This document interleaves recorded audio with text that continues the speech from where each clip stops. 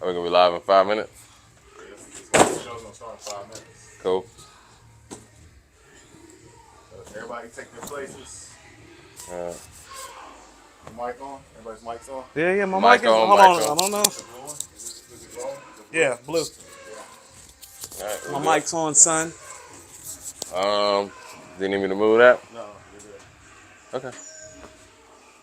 Is it picking up? Shit look kind of crazy. I can move it. Okay. Let me get my phone. We gotta shoot. Yeah, Shakita just texted me. She said, please get some video footage of the event. I'm like, okay. Yeah, I'll grab that. LeBron's like, I'll get that once we get the show started. I'm not worried about that right now.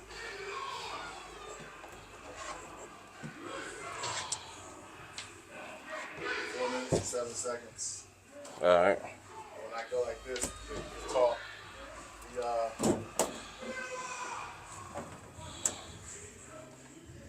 order kind of changed a little bit, Mike. Okay. LeBron starts off. Okay. Actually, you know what?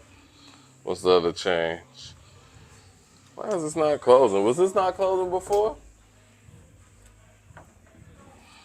I don't want to put this ahead of it because I know people are coming in.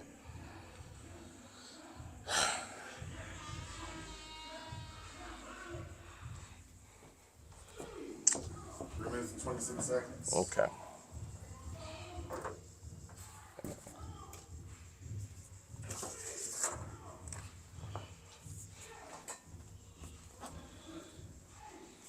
Actually, you can cheat. You can see the broadcast on your phone, right? All right, so cool. Yeah, I got it. We'll pivot. We'll Or you can see the broadcast.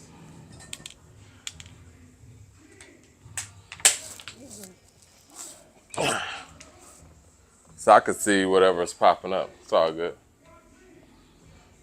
Take that back. I mean, I don't need to do that. Sure, you can see the scrolls. You can see everything. Unless you want to put it off over there. You can see everything. 2 minutes and 39 seconds. Mind if I put it on the floor? Yeah. All right. That way I can see it there, and, you know.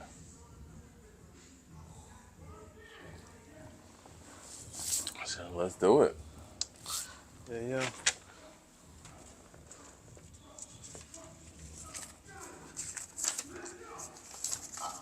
Shit. What's up? Overlays are switched. Mike's on that side. I like the overlay. Let's switch. What do you mean? My name is on this side. It's no big deal. I'll just switch it. No, I was about to say, let's just switch then, yeah. Yeah, no, I got it. You got it? Yeah, Okay. to the right. Boom. Slide to the left.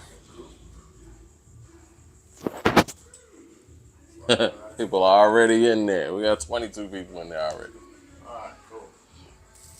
Now, the only other thing, I know you said the music, well, she told me the music was going to be cut off at 7:50. Alright, so you got 1 minute and 25 seconds. People in the room already? Oh, yeah. It says 1:50 here. Yeah. So Maybe it gives 44 you- over here. Okay, it's all different. It's all good. When it comes, it comes. I'm pretty sure when yours says it's live, it's really live, so. What does his say? Because I got different time too.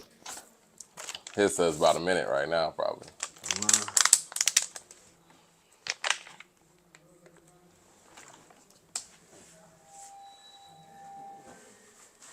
You hear me fine? We're good? Yeah. How we sound? Mic wise, everything's good? Don't say nothing. Don't move. Good. What's that? I mean, make sure the mic is picking up. Okay. It's picking up that stuff back there? No, it's good. Okay. 28 Cool. seconds. Yay. Cool. 25 seconds. 20 Okay. seconds. 20, 19 seconds. 18 seconds. Give me that 10, 9, 8. In 10, 9, 8. Go on my mark, though. I'm gonna do a transition. 6, All right. 5, 4, 3, 2, 1.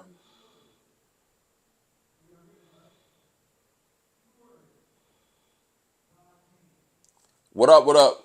A2HH live. Mike D and Coop here. We're actually live together at the same time. Here It together. It actually exists. Happened. So yes. Right. What's Tell going them a little on, bit about what we're doing here today, Coop. It's a special occasion. It is. We're actually down here at the FDL compound, Metro Fun Plaza at 1959 Metropolitan Avenue. A lot of you have been hearing Mike B and I promote the space because we're hosting a Juneteenth event here. On June 17th, it's going to have some local artists and some small community initiatives, but also building the relationship with them. We're here for a mental health awareness event here. It's everybody out there is a lot of the people who we're going to be speaking to are wearing green. To represent mental health awareness. We're going to be talking to some of the people that are actually like helping put this event together, talk about mental health awareness, talk about some physical fitness, and just do some positive community interactions. You know, we're here to support.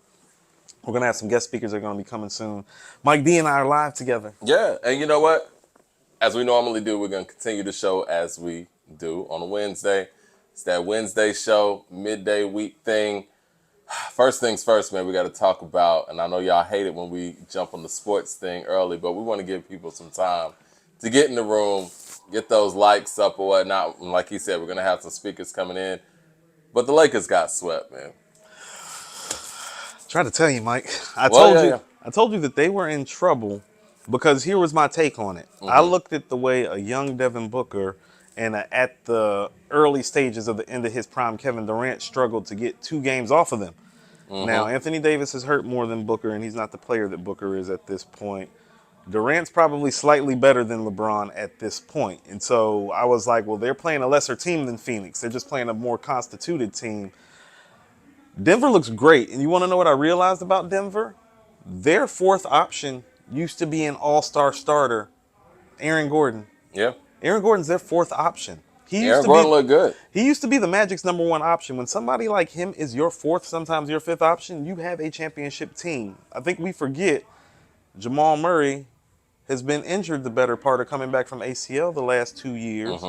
So having him back in the fold healthy, Jokic is playing like one of the best centers of all time. He's playing like a top 10 all-time center. He's playing like a top 10 all-time center right now, Mike. He's playing like a top 10 all-time center right now. Jamal Murray is playing like Jamal Murray before the ACL injury. Michael Porter Jr. is growing up. Caldwell Pope has championship experience. Aaron Gordon is your 4th option. Like, they're a problem, Mike. They're a problem, and people are in trouble. By the way, I see people talking about the production upgrade. Shout out to Ron back here helping out with the production. Yeah. Putting this thing together for the remote access. And we actually got something special coming up for the people next week, too, for our consistency with the Wednesday show.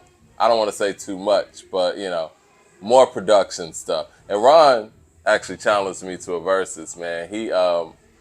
He wants Drake, and I'm taking Future. And I will blow Drake out of the water with Future's catalog. You taking... No, it's already set. We doing this on Station Head? I want to do it on Station Head. And I want niggas to be in their cars. You know what I'm saying? Help you out? Oh, no. Everybody help him out. No. Everybody help Ron out. Because I got Future. Future's going to blow Drake away. I mean, you really have nowhere to go. Because even if I come with the bangers, you don't want to play that, right? I think I come with the ballads. You really don't want to play that either. I think the problem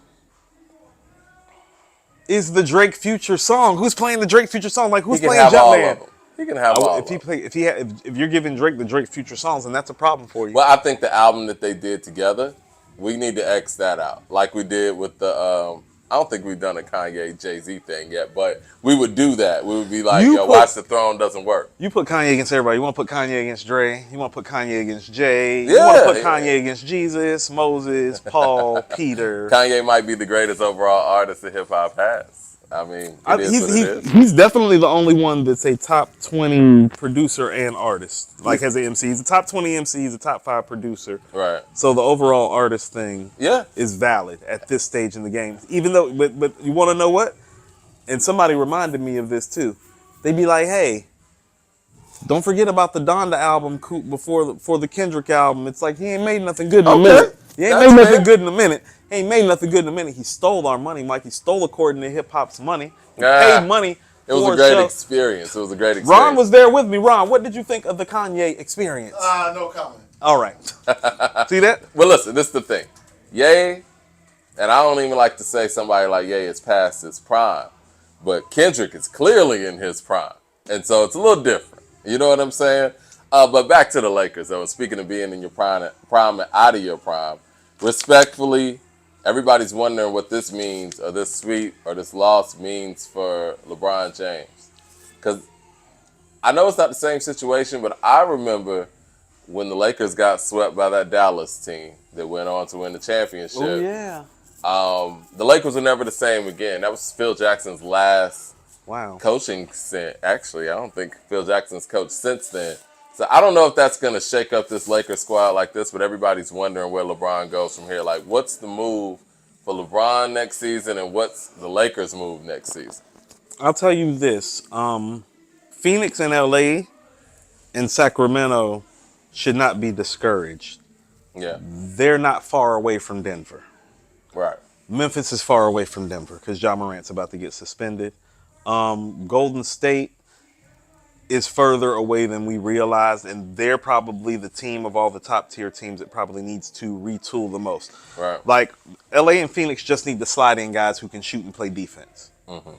Golden State has to literally start thinking about their core and how the transition is going to work, because Draymond's probably going to opt in. The Jordan Poole Draymond thing is not working. So it's like, do you trade Dre? Mm-hmm. Is somebody going to take Dre's contract? I don't think anybody's taking Dre. Right, which means Jordan Poole and Wiggins are on the table, right? Right. So I think they're trading Jordan Poole and Wiggins. And the question is who can they get back? Like, let's say, what if you can get Karl Anthony Towns out of Minnesota for Jordan Poole and Wiggins? Mm-hmm. You know, that puts Golden State, I think, right, kind of like back in the mix again, just in a different way. Yeah. But Phoenix, LA, Sacramento, I expect to be clicking on Denver's heels next year. But it's going to be an interesting year. But Denver has kind of really reset the tone. It's back to the two superstar league. Between how they're doing the collective bargaining and the two superstar thing, that's the new hierarchy. So you need to go get the guys. You know, this is how it used to work. Do you remember when the Bulls teams went and got like guys like Ron Harper? Mm-hmm. And Dennis Rodman, like guys who weren't necessarily like all NBA or the best player or second best player on the team anymore, but they fit nicely around your two best players. So you think the Lakers need to go get Draymond? Somebody like Draymond, like. you know what I mean? But truthfully, I wouldn't want to go get Draymond because that's adding age to LeBron. You need young players. What they really need is a young point guard to take some of the pressure off that they can actually rely on. Mm-hmm. That would be Kyrie technically, except for that whole reliability thing. Well, we making some production changes. You know what? I'm thinking, and I want to let the people know you can still super chat. And that's why I've been looking at my phone like this, because live TV. Yeah. I've been looking at my phone like this because I'm trying to see if I'm catching any of the super chats, but I might need to actually pull my laptop around here. Y'all think that works? Is that cool? You can, but I don't think we've gotten a super chat yet. No, we haven't. Okay. That's why I'm letting people know you can still do it, even though that we're on set. And this ain't one of those pre-recorded joints. We're literally live right now. Like I see Rigger Ross saying Draymond is very tradable. Yeah. There's definitely a market for him. So, yeah, we're live. No. He's tradable. His contract, not so much. I got to find something to actually put my laptop on. But, yeah, I agree with you. I think his contract's different. And that makes everything different for anybody obtaining him. Now, the Lakers would have to get him in a sense where they're like, you know what? We know we're not going to have him long term. We need to get a championship. Right. Nobody cares more about championships than the Lakers organization. So they might bite that bullet just to get that championship possibility. Okay, so getting Draymond for me and taking him to the Lakers, like how about this? What position is he going to play on the floor? He's going to play next to LeBron and AD on the front court? It's a good question. Yeah, that's what I mean. It's like, I don't like that works. Like for me, he fits better with a Phoenix because he actually has something that Phoenix needs. They need defense. Mm-hmm. They need toughness. They need championship leadership because Kevin Durant is a champion, but I think it's fair to say, even as a fan of his, as a leader, probably don't want him being the leader of your team because we've seen what happened in Brooklyn. Well, see, he kind of plays like He kind of plays like he's just one of the guys, and he's really a superstar. You know what I'm saying? Like, Yeah, he's like one of the 15 best players who's ever picked up a basketball, and he should behave you're like gonna it. have to stop saying that, man, because it doesn't look like it. Okay, Mike, name 15 basketball players in the history of basketball better than Kevin Durant. I'll wait. I mean, when it matters, it's different, man. Like, since we want to put all that championship stuff on LeBron, where we're like, well, you know what I mean? It's like, raw ability, and if we're talking about just straight up in a vacuum, yes. No. But do you trust him? I trusted him to beat LeBron. That's what I'm saying. So here's how I look at it. If you want to go down to like crunch time moments, like first of all, there are plenty of top tier players like, I don't know, Steph Curry, who are worse than Kevin Durant in the clutch.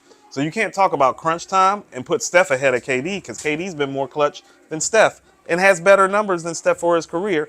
So if you have Steph top 10, how can you not have KD there based on, well, can we trust him in the clutch? Well, I mean, but how about this? The same thing that you're saying about KD. It's like, well, I can say that about Steph. Isn't Steph in everybody's top 15? I would agree with you. But is Steph in everybody's top 15, though? I think people overrate Steph slightly because he's the greatest shooter of all time. He has 4 championships, but one of those he has a Finals MVP. 2 of those he's Kobe to Shaq. Exactly. 2 of those he's Kobe to Shaq. And the other one is a whole lot of injuries. So it's like, and the other one's a Jason Tatum. Yeah, exactly. This guy that just, they're about to get beat by Miami. So he go get 50, then he go get 12. If you want to give Steph top whatever, just based on what you think his abilities are, but I don't think the championship argument works for him. Where is he in relation? How about this? You think Dr. J and Akeem are top 15? Is Steph and KD ahead of those guys? You said Dr. J and Akeem? Yeah. Yeah, he's not ahead of Akeem Olajuwon, to me. So you got Akeem ahead of KD and Steph? I don't have him over Dr. J either. So you do have him outside your top 15 because I think Dr. J would be about 15. Yeah, I can't say Steph's better than Dr. J. How could I say that? Mark Thompson with the super chat says, salute fellas, great podcast. Appreciate the love. Yeah, we're gonna get some things. Is Miami finishing this off, or we gotta have that game 6 in Miami? Or are they gonna finish Boston? They need to finish this off.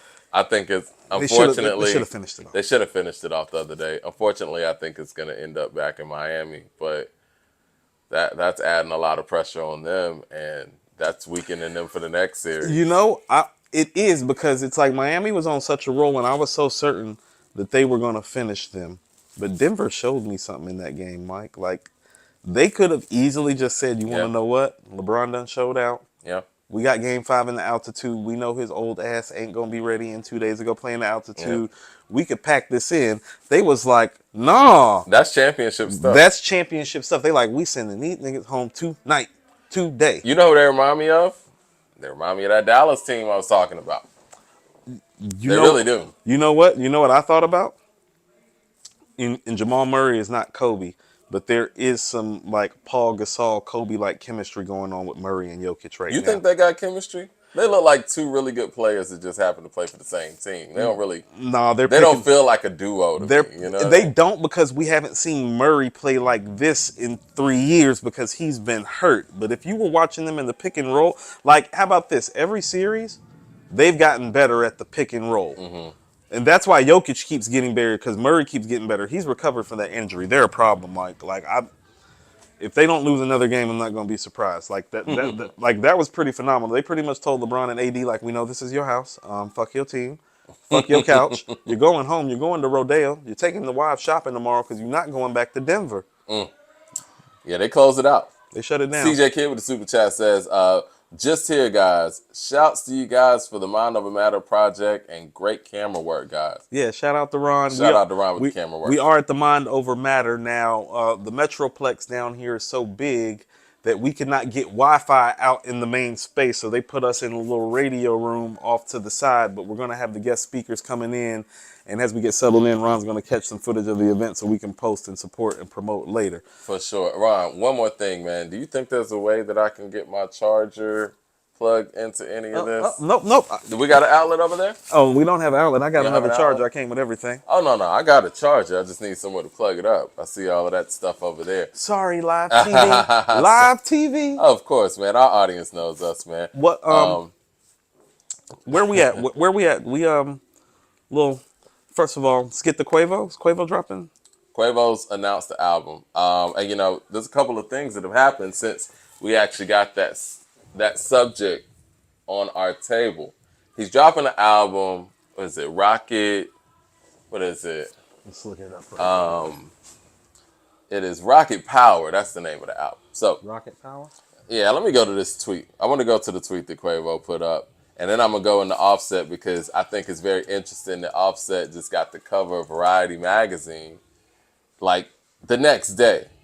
So this is what Quavo says, and this is from his Twitter account. Let's see. Yeah, Rocket Power. Yeah, Rocket Power. Let's see. And my and stuff would... He's wearing a mask now? Is that what he's doing now? Yeah, he's masked up. He's got like a Phantom of the Opera type mask. Yeah, he wore that at the Grammys in salute to Takeoff. So this is what the tweet says, and when he announced his album title.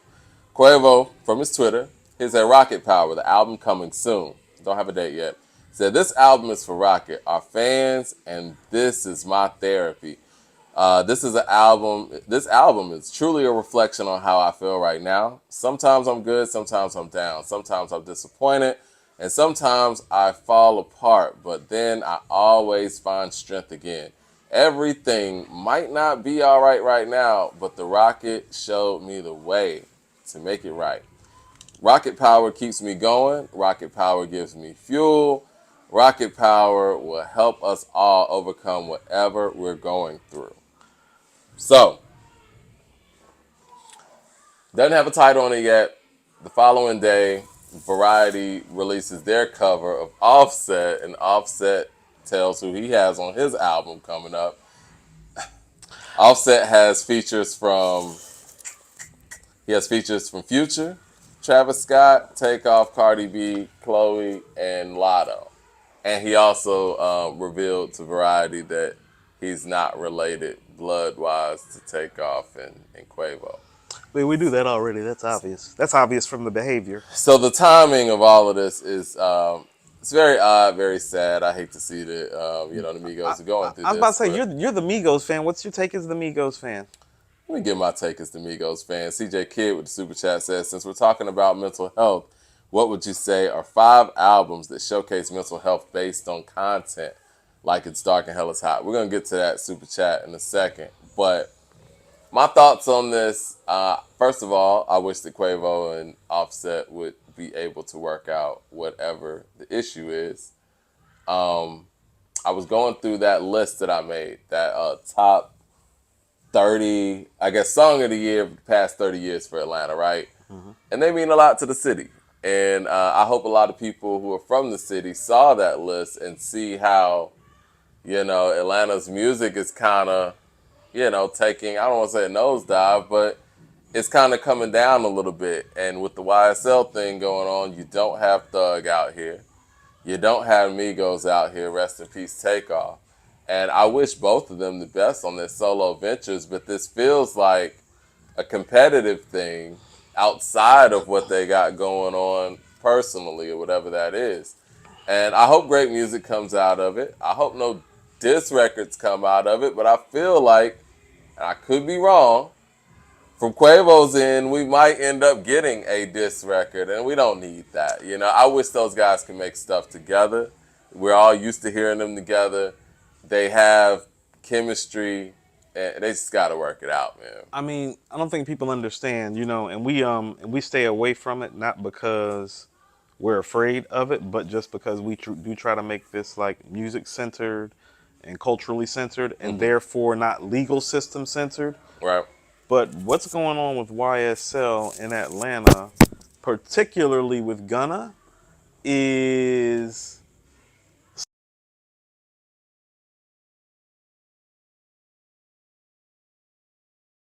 if you really look at the last 5 years, what's been coming out of Atlanta, he's been at the forefront of it with Metro and Weezy's tracks behind him. Yeah. Starting, I would probably say, and you got to think about this, Little Baby's comeuppance. Next to Gunna. Thug's continue, prominence. Gunna. Well, now because of what happened, cats don't want to work with Gunna. That breaks up the musical structure down here. Gunna's been the go-to guy. Weezy said he's Weezy not said working he's with not working with them. That's major. Who you think did Drip Too Hard? Yeah. So if Lil Baby not working with him, Weezy not working with him, we It's already know what's kinda out going of on the with picture. Thug. So Well, what? So Thug can't work with him even if he wanted to, right? I mean, now. probably not even gonna be no Thug verse. You know what I'm Yeah. saying? Did you see Gunna on Metro's album? Yeah. You know what I'm saying? Yeah. So that's what's happening to Atlanta music, and then you know, the Migos break up and then death, and Yeah. no, it's dilapidated the music scene. It You really know, has. Future's prime is over. You know what I mean? You think? Oh, wait a minute. Future's- Future's prime is over? Yeah, his prime's over, Mike. I'm not willing to say that yet. I think the Mike, last when album, the last time you played his last album? It's been a minute since I played the last album, but the 'Cause last it's not album Prime got some Future. bangers on it. Actually, you know what? No, it wasn't. And I don't count yesterday because Ron had me hyped up about the verses we were about to do. So I was playing the album yesterday, but before that, yeah, it's been a second. City on Fire is crazy. We You know doing what I mean? we doing the toxic emo rap battle of the Oh century. no, I can't wait. I can't wait.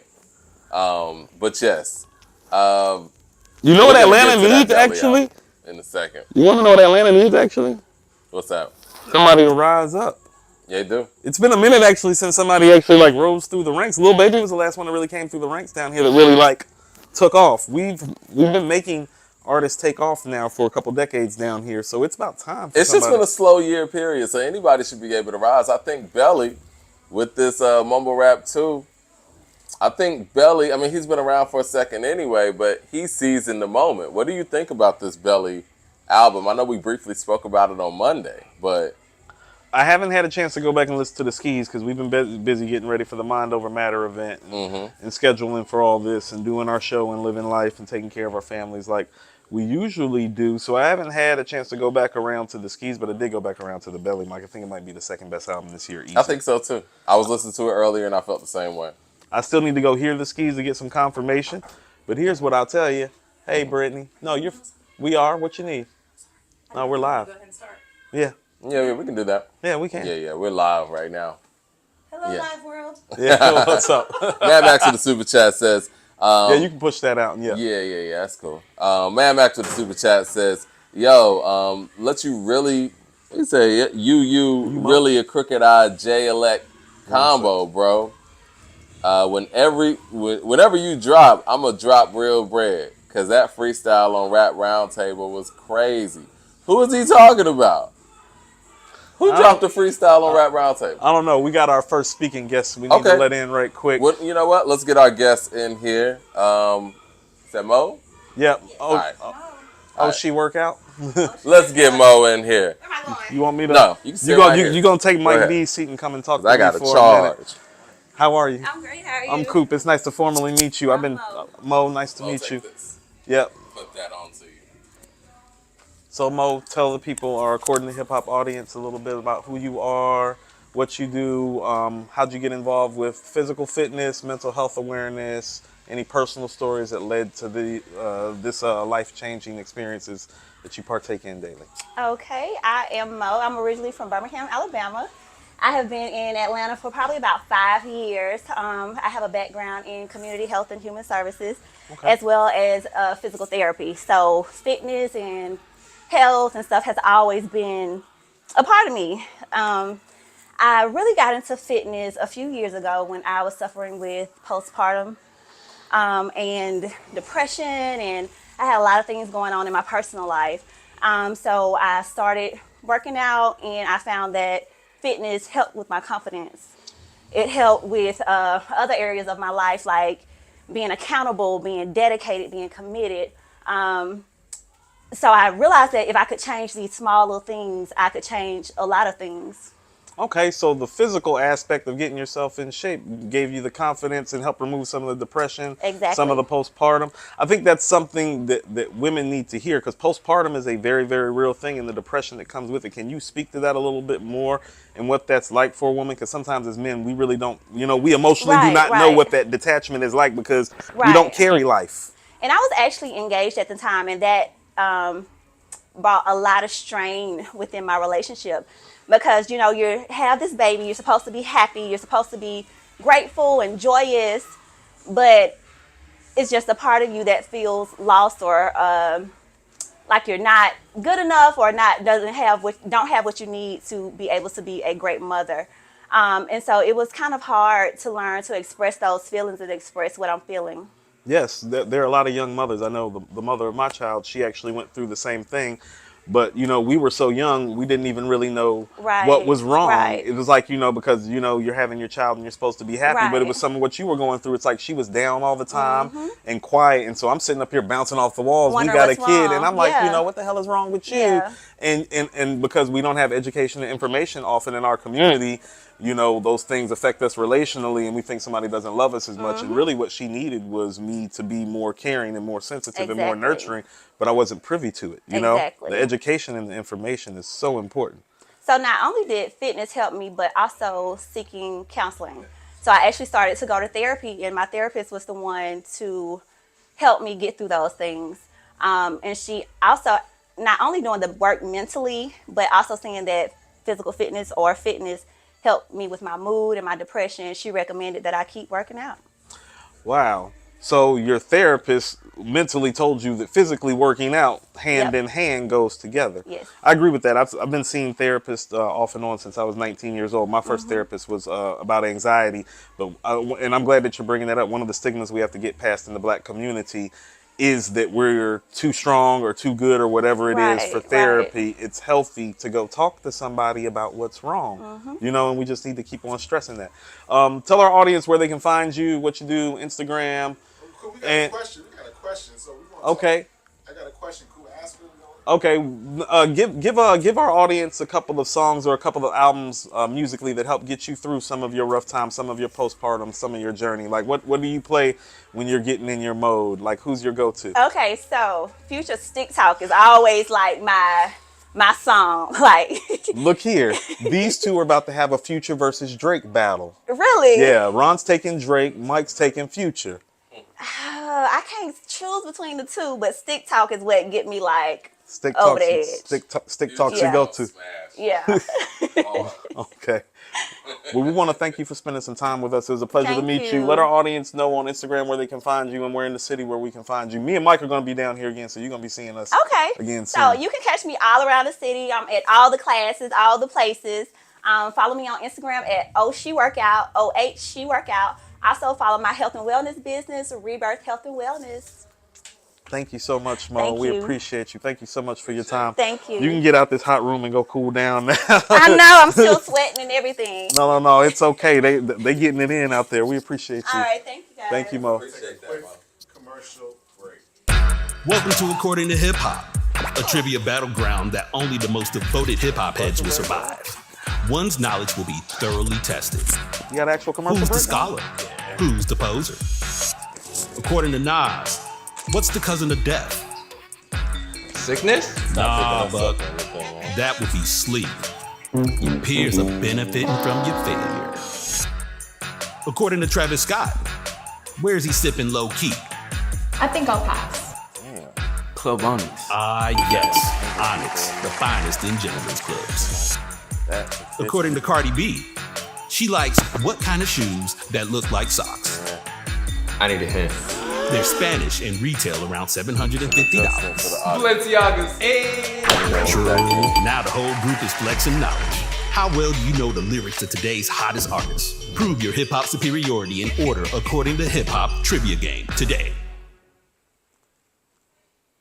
And yes, R.I.P. Tina Turner. All right, we're back on. Okay. We back in. What up, people? Mad Max with the super chat says, Memphis is carrying the South. ATL ain't have clout since the pandemic. Baby and Gunna carried you. And Gunna is a rat. And he was talking about Leroy's freestyle rap roundtable earlier this week. Oh, yeah. I got to go check that. I heard Leroy said he did that. I didn't check it. I'm going to go check for it. Leroy don't want none of this bar work and literary devices. Actually, real quick, guys, speaking of the bar work, Mike and I have decided to re-up and do another cipher again. I think we have tentatively chosen a beat, or do we want to get the audience involved? You know what I was thinking? What beat should we choose? I was thinking, so Mike and I were tentatively, Mike's a big Meth fan, I'm a big Ray fan. We were talking about getting busy on the Meth vs. Chef beat. But I was thinking, what do you think about letting the audience pick a beat No, I'm with it. From one of like the first Wu-Tang run albums, but it can't be It's from got the to be Purple Tape. Wu-Tang. Yeah, let's specify it. Because I don't want to put it too all over the place. Let's get into somebody's catalog. You know what I mean? I was thinking like pick a RZA beat from 93 to 96, but it can't be from the Purple Tape. And it can't be shadow boxing. It's got to. That's complicated. Right. Right. Hey, I mean, did everybody understand all those rules? Say that again. Pick a beat.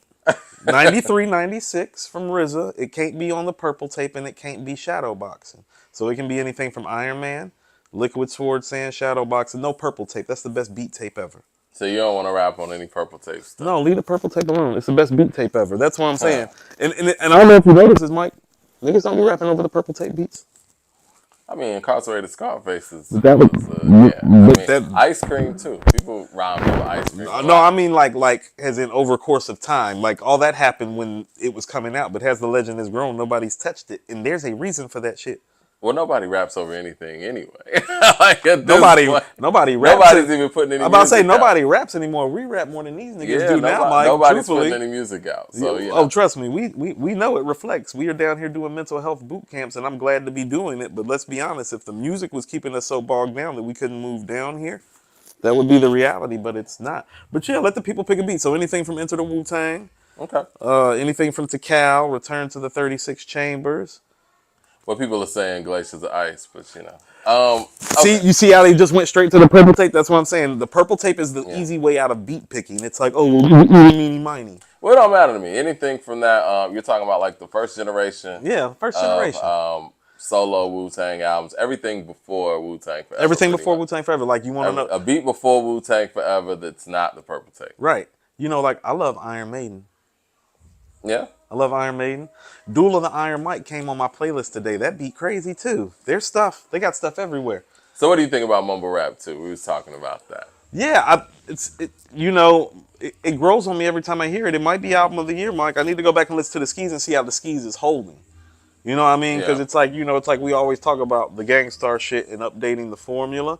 But we need to go make sure that Skis is holding. Because when I went back and listened to that Belly the third time, it actually sounded better to me. For sure. You know? I mean, I think Skis he covered a lot. You know what I'm saying? Like the bar totality of it. It's I think conceptually, first of all, you can tell Skis is a big Nas fan. Mm-hmm. Because conceptually his point is to execute. Mm-hmm. And you can see that, and he did execute on the album. But what I will submit to you is I'm not sure if the production is better.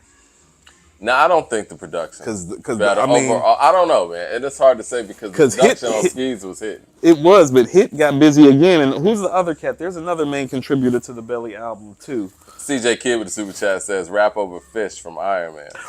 Ooh, I like fish. We eat fish, toss salads, and make rap ballads. I see people saying Fish. Fish? I see Fish a lot.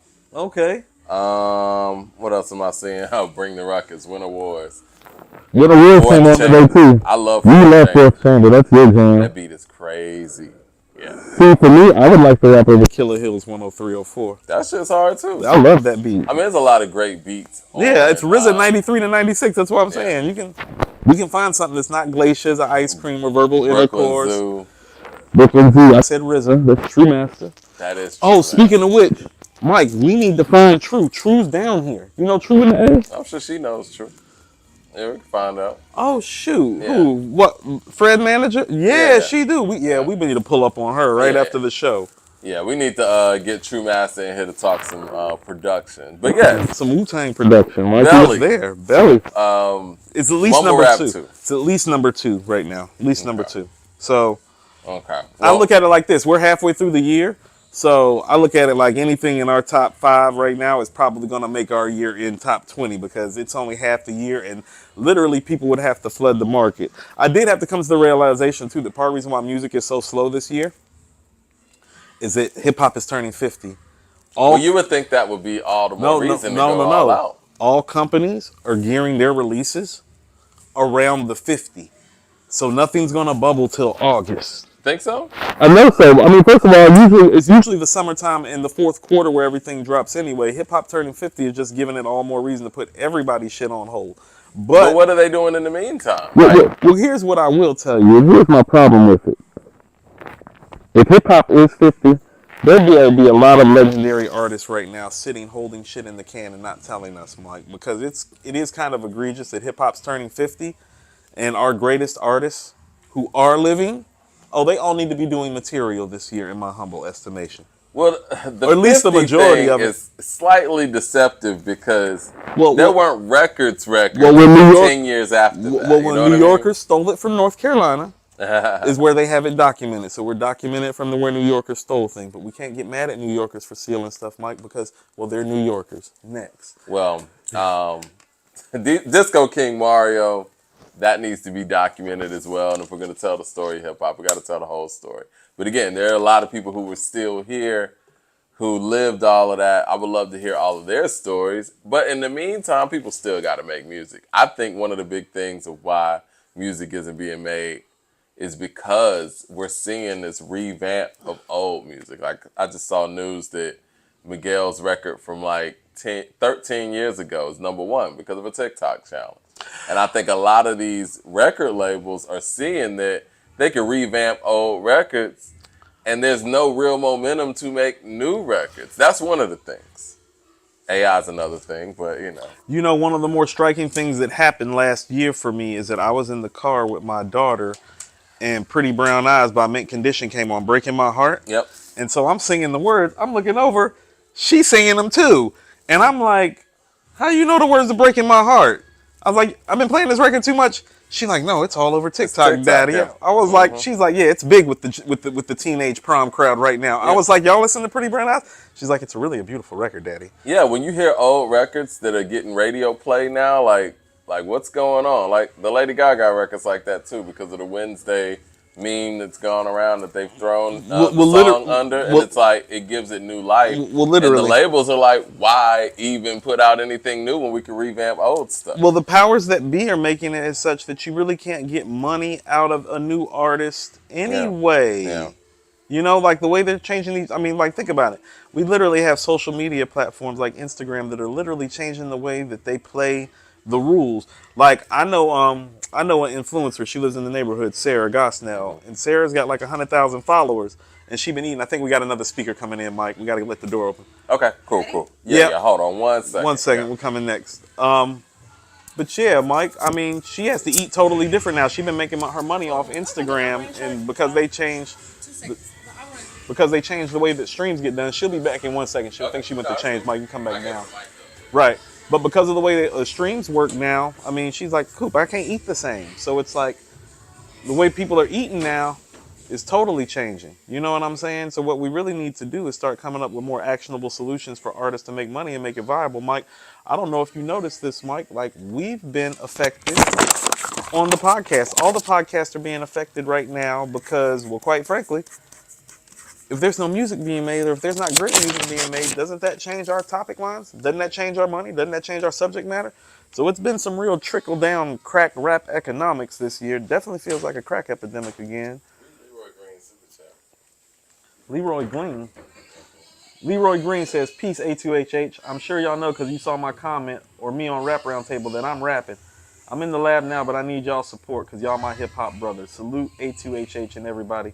Leroy, brother, we'll always be here to support you. If you're really rapping, brother, and getting into your rap endeavors, like, you know, shoot us. Let us know if there's anything that we can do or whatever we can do. I'm going to let you know you don't stand a chance against me. The cipher that I was doing was just practice. I was just doing that for fun. I'll cook you and I'll cook all your little Jay-Z loving fans, Leroy. But outside of that, support you very much in all your endeavors, you know. And I think we're getting ready for our next guest to come in. We're down here at FDL Compound, 1959 Metro Complex. 1959 Metropolitan Avenue. Who we got coming in next? This Hollywood V? Huh?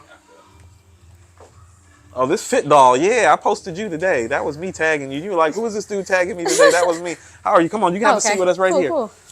I'm Coop. That's Mike. That's Ron. Welcome to According to Hip Hop Live. We appreciate you coming out. Of course. You know, we talk a lot about mental health issues on this show. We've also been trying to talk about community issues with health and fitness. So I just want you to share some of who you are, what's your journey, how you got involved with the complex, what mental health and physical fitness mean to you, and tell us a little bit about yourself. Okay, cool beans. Well, first things first, my first name is Kennedy, but everyone calls me Fit Doll or Doll. Okay. And I was always a pretty fit individual. Like I was a tomboy, loved to be outside and things like that. So leaning into fitness wasn't hard for me to find. I went into the military at 17.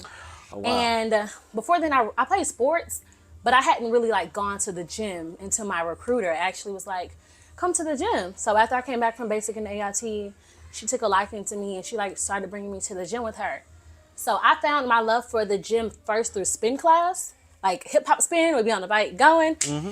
And then after spin, I started doing back and abs, and then I kind of got into legs. And then from there, I had this burning desire to go to the gym. And so I created a brand called Fit Fiend. So literally, you know, you got like a fiend, you gotta have it. Yeah. Get your fix. So that was my thing. I tell our audience it's like cracking the 80s again anyway. Man, that's how it was. It was like, if I didn't go, I felt weird. Like it was just like my routine, my schedule, my peace. And I would just post everything I was doing to social media. And one lady reached out to me and was like, hey, when you train me, I'll pay you $40 an hour. And I was like, yeah, sure. Because I was already creating workout plans. I was dragging people to the park, to the track. Like, y'all come work out with me. And that was really what jump-started my training career. I did it part-time while working full-time jobs for like 3 years. Okay. And this spring makes 5 years full-time. I'm a health and wellness coach now, not just a trainer. Right. I focus on the mental, the emotional, and the physical aspects of my clients' journeys. And I teach them how to take care of their bodies and learn to love the best versions of themselves. Well, let's talk about the mental and emotional aspect of it and how you approach those things, because this is obviously a mind over matter thing. It's you know, fitness is something that, you know, when we talk about it, it's kind of easy to streamline and understand. It's like, oh, well, I do this, I do that. It's like, that's understandable. The mental and the emotional aspect of it, the dichotomy of it is obviously a little bit more sensitive. So tell me how you get inside of your clients' minds and emotions that help make the physical aspect beneficial. So I would say, I'm sorry. What? No, go ahead. I want to hear what you have to say. So I would say that for me, when I went into the military, my first platoon sergeant was awesome. He could tell you if you got enough sleep, where your mama lived. He just knew you. He could look at you and be like, what's wrong? Come talk to me. And having that connection with someone who was a couple of ranks above me or like in my direct leadership, but he didn't have to know me, just taught me taking the time to get to know people and understanding people, loving people really does make a difference, because it has still impacted my life. And I've been in for 10.5 years now. Wow. So I take that approach with my clients. I can tell when they're stressed out, if they need an easier day. I can look at them and tell if something's hurting in their body. I just take the time to get to know them. We do outings. I try to do something at least once a month. If they can't come to the monthly outing, then I'll take time. We'll go have a smoothie after the gym or something like that. I take the time to get to know my clients so I can see when they have a mental or emotional shift, and I can help them correct it. I'm not a therapist, but I do tell my clients that talking about things will help. And sometimes people don't trust their closest friends and family with certain information. But you're a trainer, someone people don't realize how big a physical transformation is. It's not just physical, you have to change your mindset. And with that, some days you don't feel like doing it, so you have to conquer your emotions as well. So they're trusting you with so much of their journey. It's a very personal, intimate journey.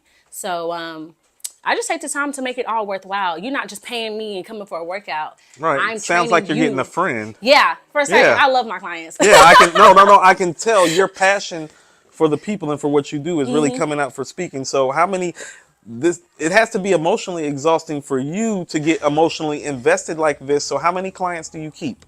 For me, like, how does your roster usually look? Because you talk about these monthly outings, but you know, you can't do but so much for everybody all at once. So how do you try to keep your roster? Because you may be trying to help them, but you have to keep your healthy emotional balance too, right? So how are you balancing? For me, I peaked right after COVID at maybe like 45 at one time. And that for me was a lot. At that time, I was only training women. So it's a lot of emotions, a lot of, like, women have hormonal things they go through. So daily, monthly, yeah, yearly. I was dealing with PCOS, loss of children, miscarriages, periods, like just lots of stuff. Last speaker was just speaking of postpartum in here. Yes, even postpartum. That year I had 6 postpartum mommies. Like, see, it's all of those emotional things that we don't think about. And that's why I love working with women as a woman, because I know how their body feels. Right. A lot of the time, you know, how those emotions sit, like, you know, that monthly cycle of how your emotions and your body correlate. But for me, I noticed that my cap is 25 to 30 clients. Okay.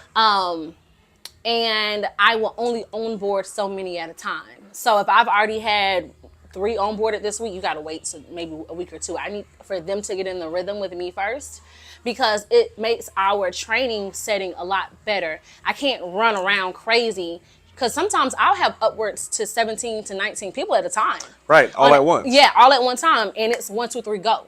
So with 45 seconds on, do your thing. I already showed you what to do. You have your weights according to your level. So I might have a beginner set and an intermediate set, and those people are interchanging within that set, and we're timed, we're go. And so I can only show so many people how to do something. I need to build education within my clients. Yes. So I Yes. have incorporated something what I call the Big Sister program in my clientele. And after 3 to 4 months with the program, you should understand our process, how we come in and warm up, what day 1, 2, and 3 look like, what ab circuit 1, 2, and 3 is, how we stretch, how we cool down, how to recover. They can't form correct or anything like that, but if they go, oh, what was that exercise? Oh, that was deadlifts. They know what it is, and it's my job to teach form and proper technique. Yeah, technique. But my big sisters are like, we got 30 in and outs, not 25. Did you do your last 10? Come on, let's get this lap in. Like, it's a accountability, and that makes it a lot easier to grow the program and have community. I'm really big on community. I can tell. Look here, you make sure you don't wear yourself with all that energy. You know how I know mental health was real? Yeah. Because I used to manage a staff of 50 people, and I almost killed them all. So you were more patient. You were more patient than me. Now tell us a couple things. What music gets you through your rough times, and what music do you turn up to when it's time to work out, or to get your clients turned up to work out with? They're maybe feeling like a little down. So Okay. last one was Stick Talk by Future. My clients are on this little baby album still. They on this little baby album. They wearing that little baby album out in the gym. I'm tired of it. We got our hot girl music, you know, anything Lotto, Meg, City Girls. That's what I like. Okay. I want to go in there like, yeah, I'm the baddest. Like, what's your favorite Lotto record? I'm getting down with Lotto. I like Lotto. What's your favorite Lotto? She growing on me. She growing on me. I like whoever mixes her music now. I like the last one. The last one, she got bars. It's bar for bar for bar for bar for bar in the first half, at least in that song. That's my favorite. But if we riding out, it's Meg all day. Meg light skin Keisha. Okay, you like light skin Keisha? Oh yeah. Yeah. Oh, all she do is pop. She just pop off. I love it. Right. I be like, yeah. Okay. Like, that's my favorite. And then if I need to like get pumped up, I like pop. I like pop. Anything that's kind of like a remix, like a Dallas K remix, like a dubstep situation. Okay. And I'm cooling down like with some country. So you're versatile. Oh you yeah, listen to I love everything. music. Yeah, you're a big music lover. I can tell. Yeah, but Okay. they like the Lil Baby. They like Lotto new hit. They like Nicki. You know, she got her Ruby the Sleeve. She did her thing on that. So she's staying in there. We love Drake. Drake. They have a Future Drake battle going on. Really? We're about to put it on station here. Future about to blow Drake away. No, that's not possible. You want to know how I know it's not possible? It's funny. The last person, Mo was like Future. Mo was like Future. Kennedy's like Drake. Tell us why Drake. I'm gonna tell you why. Because a couple of years ago, during COVID, when they were doing all the like the verses, the battles or whatever, we at the spot I was at, we did Drake versus Kanye, and everybody was like, "No way, Drake is gonna win," right? That's and the Kanye guy. When we lined up, we matched up. Don't say track this to him. and track and track. We just didn't realize. You have to take the time to realize. See, I already told you have to realize how versatile Drake's. He's got some of everything. He's got some of everything. Everything. He's got some of everything. He has like literally everything. He falls in multiple genres. Like, he got people overseas that love him more than we do. Like, Future ain't got that. I'm just sorry. Future local. I love Future. Ooh, she called Future local. He local, but he not like Drake. Kennedy coming with the hot takes today. She coming with the energy, I love knowledge, Future. the hot Don't get me takes. wrong, but he's one of the people that's like Gucci Man. He never came after the clout. He never wanted none of that. That ain't how he make his money. Music speaks for itself, man. That ain't how he make his money. Drake is a superstar. Future never wanted that. Drake needs Future for a hit. So I would say that Future and Drake utilize each other to gain new audiences. I love it, Kennedy. I love it. Collaboration, never competition. So their collaboration, who sounds like they're the who's more of the Jordan, who's the Pippen when they collaborate? I don't talk sports. Lost me. You lost me on that one. Okay. Kennedy. You lost me. Kennedy, it's Who's been number 1 and number 2 when they work together? It's none of that. So like you Okay. let me tell you. So like for this instance, Drake and 21, when they just did their album, you would have thought like, oh, Drake needed 21 to carry, right? Well, if you go look at it, Drake did 2/3 of the speaking on their album. So who needed who? But if you first read Drake and 21, you're like, oh, Drake needed 21. Did he? No, 21 needed Drake. we actually talked about that when it dropped about who needed who for that, actually. What I talked about when it dropped was the more business side, because Drake did his ticket release through Cash App, and I'm like, did Drake need Cash App or did Cash App need Drake? I'm gonna tell you exactly how that works. Cash App need Drake. That's what I thought too. Say yeah. word. Because my Say friend was word. like, Cash App oh, need Drake, not the other it way was like, around. I wonder how much he paid Cash App. I said, how much Cash Look App here, paid? look here. Look, I'm about to say, anytime you seeing Drake on something, sponsored by, paid for, Yeah. endorsed by, or will not do. Yeah, because Right. he don't. Yeah, so He but don't do that. he's showed himself. He's been on the charts consistently for years. No, he lives there. Yeah, Yeah, he lives there. at the top. Well, Kennedy, it's been a pleasure talking to you. Tell our audience where they can find you at on Instagram, on IG, anything you have going on that you want to share with our audience before you go. So I am Kennedy, also known as Fit Doll or Doll, and my handle is FITDAWL. That's FITDAWL. That is on Instagram. That's on TikTok. That's on Twitter. And if you need help growing a booty, come tap in with me. It's better than paying for that BBL. Oh no, that's better than paying. Let me tell you something. I weight gained myself 45 pounds. 45 pounds. I was small and I got bigger. Only down here though. That's all I got to say. All right. Teach the sisters. All right. Trying to save lives one day at a time. Thank you. It's so nice to meet you, Kennedy. We appreciate No problem. you. All right. You know, Ron, you should play our cipher right quick for the next video segment. If we take another commercial break, should play the cipher. Let me throw this cipher up. No, we ain't got to do that. We can get right into it. Okay, I'm about to say, Mike, you ready to come back? No. Leroy just had me. Thank you, Kennedy. The audience gave me a new name. I'm not Ron anymore. They call me Cameraman. Okay, cameraman. Well, Hey, look, cameraman. well, look here, cameraman. Yes, sir. First of all, Kennedy was awesome. She's got energy for days. She was a big hit. You should see the comment. Yeah, I bet she is a big hit with our audience. Ain't nobody. Fellas, mind over matter, as in, tuck it away and think about the mental health awareness of it. Stop looking at Kennedy's bottom side. You guys are the worst. Leroy, you don't want none of this. And we back. CJ Kidd was Wonderful saying in the that he want to hear Leroy Green over a storytelling track or something. I'm looking down because I don't want to miss anybody's super chats, but yeah, that was really interesting. I expect the women to go with Drake. But when we do this live and in living color, we actually get the people with the music. It's going to be undeniable. I don't see how Drake can even win.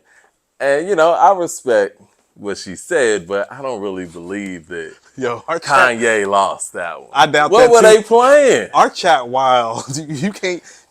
We can't be around beautiful women and have these guys in here. They don't know how to act. Oh, no, man. They don't know how to act. They're listening to the message. Look here. They didn't say nothing until she started talking about lower body. That's when they was like, hold on. They were like, we see your lower body. Kennedy, you guys are the worst, dude. Grow up, dude. She works out, yeah. No, I actually like the fact, you want to know what? So many women down here want to be thick and curvy, and she's actually coming up with real life healthy options, not surgical options to do it. So shout out to Fit Doll. Since y'all love Fit Doll so much, go follow Fit Doll on IG. I'm sure they already have. FITDAWL. Yes, I think Fit Doll, I posted her today too on Instagram for the event. So I'm pretty certain the brothers have already, I'm pretty sure her following just went up. Well, for sure, man. Appreciate Fit Dog coming through. Is my mic good? We good? All right, cool. But we was talking about production before, we got another one? Yeah. Okay, yeah. We go ahead and get it in. Yeah. Keep you rolling, baby. No. Keep them coming. Y'all ready for another guest? Yeah. Let me move this out the way real quick. This Hollywood V? Yes. Okay, V. Hollywood V. Let me get you a mic. Man. Valdez, you go to Valdez. Okay. Come on, have a seat. They fly with it. I'm sorry. It's okay. It's a fitness event. It's a little mind over matter. So we kind of expecting y'all to kind of come in, a little bit, Well, we on camera. Yeah, come on down. Have a seat. Wait a minute. Everybody's family. Yeah, you're fine. You're good. This is according to Hip Hop Live. You're on the live stream TV. All right. So tell me, Hollywood V. She like, let me get set up. Hold on. Let me. She's like, wait a minute, real quick. Right. Right, wipe me down. Wipe me down. 'Cause I'm on. Okay. All right. Hey, y'all. Hey. Okay. All Where we right. at? Where Yeah. We right here with Right all of here. you. Just get Okay. settled in somewhere. Look. Oh, you getting it too? Okay, absolutely. Smart move. It's nice to meet you, Hollywood V. Yeah. So tell me a little bit what got you into physical fitness, mental health awareness. Tell the people in our audience why you're here today. Okay, so I'm here today because Fred reached out to me. Okay. I said, say less, I'm there. So I've been in fitness, well, let me see. I started out playing like sports. Okay. My fourth grade, basketball and softball. I was in the band, alto saxophone. When I went off to college, I didn't play any sports because it was like, I grew up in church. Okay. So it was like, I was in church every day, Sunday, Monday, Tuesday, Wednesday, 7 days a week. So I came off to college. I was like, listen, I ain't got Where'd you go to college? Morgan State University. Okay. MSU. HBCU. Oh, she came MSU, repping. Okay. Okay, you came ready. I like that. Yeah. And, you know, when they say freshman 15, I gained, we'll say 30, 45 pounds. It's the MSG. So, you know. So, but I really got into, back into fitness in probably 2016. Mm-hmm. I came back from a girls trip with my old college roommates. And I was like, all right, getting ready for the fall. Let me pull out my favorite pair of jeans. I pulled them up and they stopped right here. I was like, God, what happened? So I looked in the mirror and I was like, Muff, that's my nickname. I was like, Muff, how did you let yourself go? So at that moment, I was like, you know what? I'm going to invest in myself, get a personal trainer. Mm-hmm. And I started working out. So there's been times that I slacked off because I got comfortable. I hit a plateau. I was like, okay, I done lost a little bit of inches, little pounds or whatever. And I was like, okay, this is it. But I was like, you know what? I can go even further. So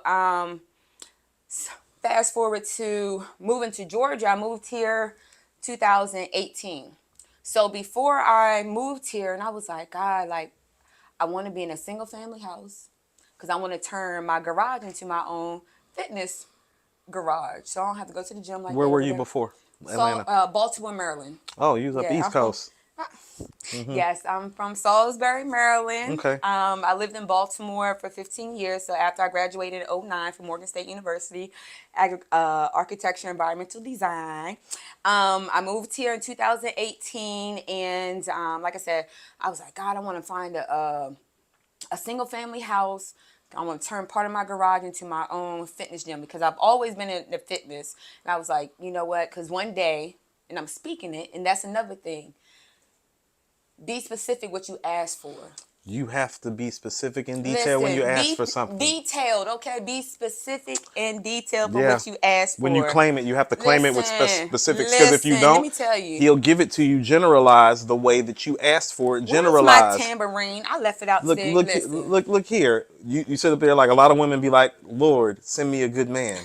No. You got to specify what you want the man to be, how you Listen, want him to yes. do, and how you want him to move Yes. around you. Because if not, Yes. God will just send you somebody and be He'll like, send- he good.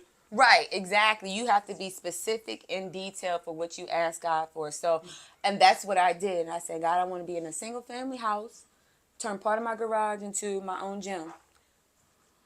Found a single family house, turn my whole garage into my own fitness gym. Claim it. Okay. Amen. So, getting into this here, my slogan is, I am me, I do believe, I will achieve. So everything, it starts with yourself. Mm-hmm. So you have to believe in yourself. If nobody else but you was brought into this world by well, actually with the push of your mother, maybe the doctors, but you were funny. You're funny. You got jokes.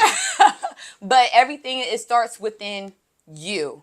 So that's why they say it's, when you want to feel good about yourself, you have to start working on the inner me to be the better me. Okay? All right. Well, let's talk a little bit about that because this is obviously Mind Over Matter, a mental health awareness event as well. Tell me, some of your thoughts about mental health, anything that you may have been through that you want to share, how the physical helps with the mental and all those things. The last couple of ladies that have come in here have spoke to some of the issues that women have with body imaging, postpartum, Yes. depression, anxiety, menstrual cycles. Speak Lord to Jesus. your truth right quick. Okay, so I recently lost 2 of my best friends. Sorry my to best hear that. My friend condolences. in February, 29 days later, my mother. I'm sorry. I'm so sorry.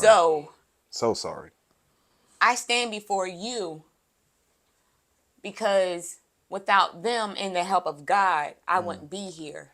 Okay? Yeah. Fitness is really what has been helping me get through this because I love being in front of people and pushing them and motivating them.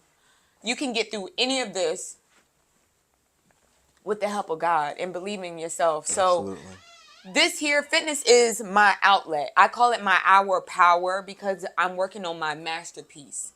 Your body is your masterpiece. Ooh, okay. You know, I'm dropping gems today. Okay. Know me. Yes, your bars are stellar. You got bars today for the people. So you HBCU repping too. Morgan State University. Yes. So like I said, just going through the things that I've been going through these past couple of months, fitness have really been helping me get through it because it's my hour power for me to just focus on me. Like all the cares of the world, what's going on around me, I get to focus on me. Yes, it sucks not having my mother here physically, hearing her voice, but she's still within me. You know what I mean? God bless. Even my best friend, she was one of my biggest supporters. She always there, like, yo, like whatever you need when you come back home, I help you put an event together, whatever.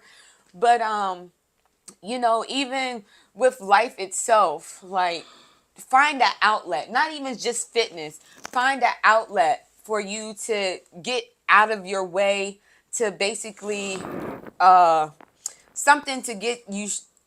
Get your mind off of whatever is happening in your life. Life is either going to make you or break you, okay? Straight so up. I'm choosing it to continue to make me, to help me continue to be the woman that God has destined me to be. And thank you for being so strong and sharing. That is so wonderful and amazing. And I'm so sorry for your loss. Our condolences from all of us. I mean, people who follow the podcast know I've been dealing with a lot of death the last 6 months. A lot of people have passed. I'm going to spare you like the whole rundown, but trust me, I understand and I feel you. And those healthy outlets, those healthy spaces, having somebody to talk to is just super, super important. So let's talk about this whole fitness in the garage thing. How is that going? How is that going? Yeah, tell the people what you got going on, what you're doing with it. So I started again back in 2018. I went on Facebook Marketplace. Okay. Start looking for gym equipment people were selling, Amazon, and I started recording the progress of how it started up to where it is now. So it's something that I still need to put all together from where it started to where it is now. And if you go onto my page at @ValHarmon_, you'll see the progression of how it started and where it is now. And also, you know, into personal training. I was like, I want to start helping people. So during the summertime, I normally have my garage door open, and I would have people in my neighborhood would be walking by. What side of town is this? Lawrenceville. Okay. Ville. Okay, you in the Ville. You in the Ville. Gwinnett. Heard. Know us. The crack. We know about the crack, Jimmy Carter. Right. A little bit further. Exit 106. Okay. 106. Oh yeah. Oh, you way deep. Yeah, you deep up in there. I hear you. And it was, so I would see people walking and past my garage, and I'll have my music blast, and they see me working out. They're like, "Are you a personal trainer?" I was like, "Yeah, woo, yeah. So I actually started a little fitness group in my community. Amazing. And I helped, I want to say it was 6 women drop weight. And it was perfect timing because it was right when COVID had happened, because, you know, everybody, you know, the gyms were shut down. So it was like, it was perfect timing. So I had my garage available, all set up, and I had ladies coming within the community, coming to my garage, and we would work out. And I even posted on are you familiar with the Nextdoor app? Of course. Yeah, I have Nextdoor. Okay, Nextdoor app. I had some ladies reach out to me from that. I'm a life insurance agent. I actually put my life insurance up on Nextdoor when I got my license. Yeah. Okay. So familiar with the next door. It works in the Yeah, community yes, real yes, well. it really does. It really does. So tell the people what you got next and where they can find you before we get you out of here. All right, so next week I will be at Move Fitness Complex in Hatefield, Georgia. Oh, you're going south side. You're going south side with it. On Wednesday, 7 to 8 o'clock. It is a free class, and then starting next month, drop-in class is $10 a week. I believe, I'm sorry, not a week, for that evening. You can also catch me. I will be putting back up my virtual classes as well. For those like back home in Maryland, I know I have people from back home that love to follow me while I'm working out doing max out class. But up and coming will be, also this Saturday at Fabletics in Perimeter Mall. I'll be doing max out class from 10 to 10:45. Okay. It's actually every last Saturday of the month, Fabletic in Perimeter Mall. So you in ATL, you on the south side Listen, Hateville by the listen. airport. You up with us on Let me tell you Metropolitan something. today. I spoke this thing before this year started. I was like, this is going to be an unstoppable 2023. Okay. Not Amen. knowing that I was going to be facing all these different challenges, but it did not stop me. Okay. Wasn't supposed to. No. It's not how your story is written. So you know what? I took off the unstoppable 2023 because I'm not going to set no limit on myself. So it's just hashtag unstoppable. That's beautiful. Last thing, leave everybody with your IG handle so they know where to follow you. So my personal page is at Val Harmon _ and my business page is at Hollywood _V _fitness. And one question, the cameraman has a question. What music gets you through your workouts? So I'm a 80s, 90s baby, born in 85. So I like old school R&B. You baby girl in here, we all. A little bit ratchet sometimes. Okay, it's but- okay. It's okay. It's okay. But We like I'm what we real like. like chill, like old school music. But anything for me, it's just I just groove out. Period. To anything, it's a good beat. But sometimes I gotta listen to the lyrics. I'm like, wait a minute, I'm jamming out to this. They said what? A They little shot disrespectful somebody? sometimes. They shot somebody. Wait, no. And one last question, Future or Drake? Oh Lord, these two are having the whole Future Drake thing. Try not to pay them no mind. No Val, don't comment. I mean, say less. Say less. Yeah. it's gonna blow. Appreciate you. Appreciate you. I'd like to thank you for doing that just now. I'd like to thank you. But thank you so much for coming on and Thank having you. us. Yep. thank you guys. Thank you. Appreciate no problem. you. What do you guys are y'all still rolling? Yeah, we still rolling. You can ask. We don't lie to our people. Okay, no, It's called 'cause according- I would like to it's called follow according- you guys it's- on It's called According to Hip Hop. Yeah, We're, it's on everything. we're on every streaming We're on YouTube platform, right now. but we're live on YouTube right now. Okay. We made you. Come on, homie. Okay. And I'm sorry, made it's you. it's called what is According the number 2 in hip hop. Yep. We got your math too. I got everybody's math over here. it? We're gonna hit you up. To hip hop. Yep. You're talking about 5G back here. Only got one bar. Come on now. Okay. Val needs the service. You know- He need the strength out here. Right. Come on, AT&T. See. Okay. But I'll make sure that I follow you guys. Yeah. Give us a follow. Once Give us a shout. Once I get. We're gonna be doing some- stuff down here with Fred, so you're gonna be seeing us. Okay. Yeah. Yeah. No. We're gonna be doing some other stuff for Fred in the complex. Nice. Yeah, so we plan on being regulars down here. We have a Juneteenth event here, actually, June 17th. Okay. What? We'll get your Somebody- info and get you locked in. Okay. Yeah, we gotta continue the show real quick. Oh, my bad. You good. We Thank you got so it. much for coming through. I appreciate you. We really appreciate it. Thank you, bro. guys. No, I love It's it. a pleasure. No, thank you so much. We appreciate you. And thank you for sharing ahead. that. God bless. Of course, yeah. All right, we are back. Love it. hold Love it. I'm loving Yeah, I'm loving Nah, these that was stories. cool, man. I know we got a couple brothers that we probably gonna end up talking to, but you know the How women many are more really people we got? probably about 3 or 4 more. The women are really 3 or coming 4 in more. here and putting it down though, Mike. I mean, they're speaking to, you know, the physical journey, the mental journey, Yeah. the emotional journey. All of them have come in here and opened up and talk about the physical and the transition to the mental and the emotional side. So there is some connective thread tissue to your mental health and awareness and wellness All right. being attached to your physical mind state. I was just thinking about when we were doing the top fives last year. All of us was looking at each other on camera like, damn, we Exactly. old and out of shape and fat. I was looking at Ron. I'm like, Ron, what happened to me? He was like, nigga, you old. That's what happened to you. He's like, what do Now you I'm gonna have mean? to What take on happened to these you? workouts too. I'm sitting there looking at myself like, yeah. I was walking through the complex. I was like, yeah, back on the bench. You gonna come get you some. It's motivation though. It you is know what I'm motivational. saying? I know some people were asking in the chat, like, what's the show actually about? This is us actually doing the show as we normally do, but we're having some guests come in and out to actually talk about their experience. I think we got another guest coming too. And we got more. What we got? Who? Tobias? Tobias? Yes. Right. I tagged you yesterday, brother. Yes.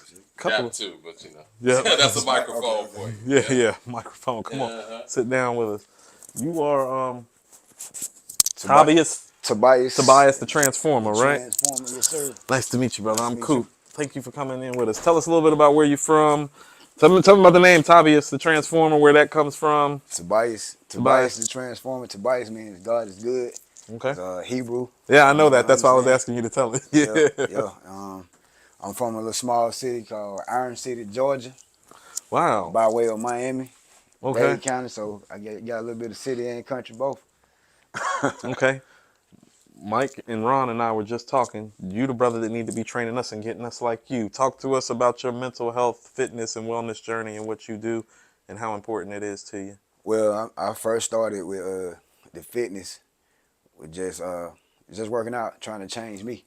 You know what I'm saying? And just looking at the physical aspect. And as I continue in the journey, it taught me discipline. And once it taught me discipline, it had me to look at it in other perspectives.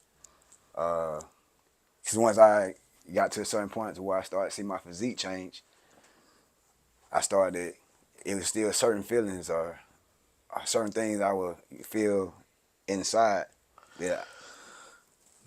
You're saying something. You're the first brother to sit down, but all the sisters that have come in here have virtually said the same thing about how when the physical change started happening, something mentally and psychologically and emotionally started to change. Talk about that from the male perspective for you and what that meant. For me, it just meant growth. Want to be a better person, a better man. Want to be a better son, better father. Okay. It made me really chime in on myself in the mirror and mirror talk. You know, it made me want to change spiritually. Okay. It made me want to change mentally. So for what I did, it made me go seek counseling myself. You know, a lot of people go to counseling because they have to go to counseling. Ordered you know by the court. Right, exactly. Correct. You know, so it just made me go seek counseling myself and continue to seek counseling because once I had that first counseling, it was kind of like a drug. Mm-hmm.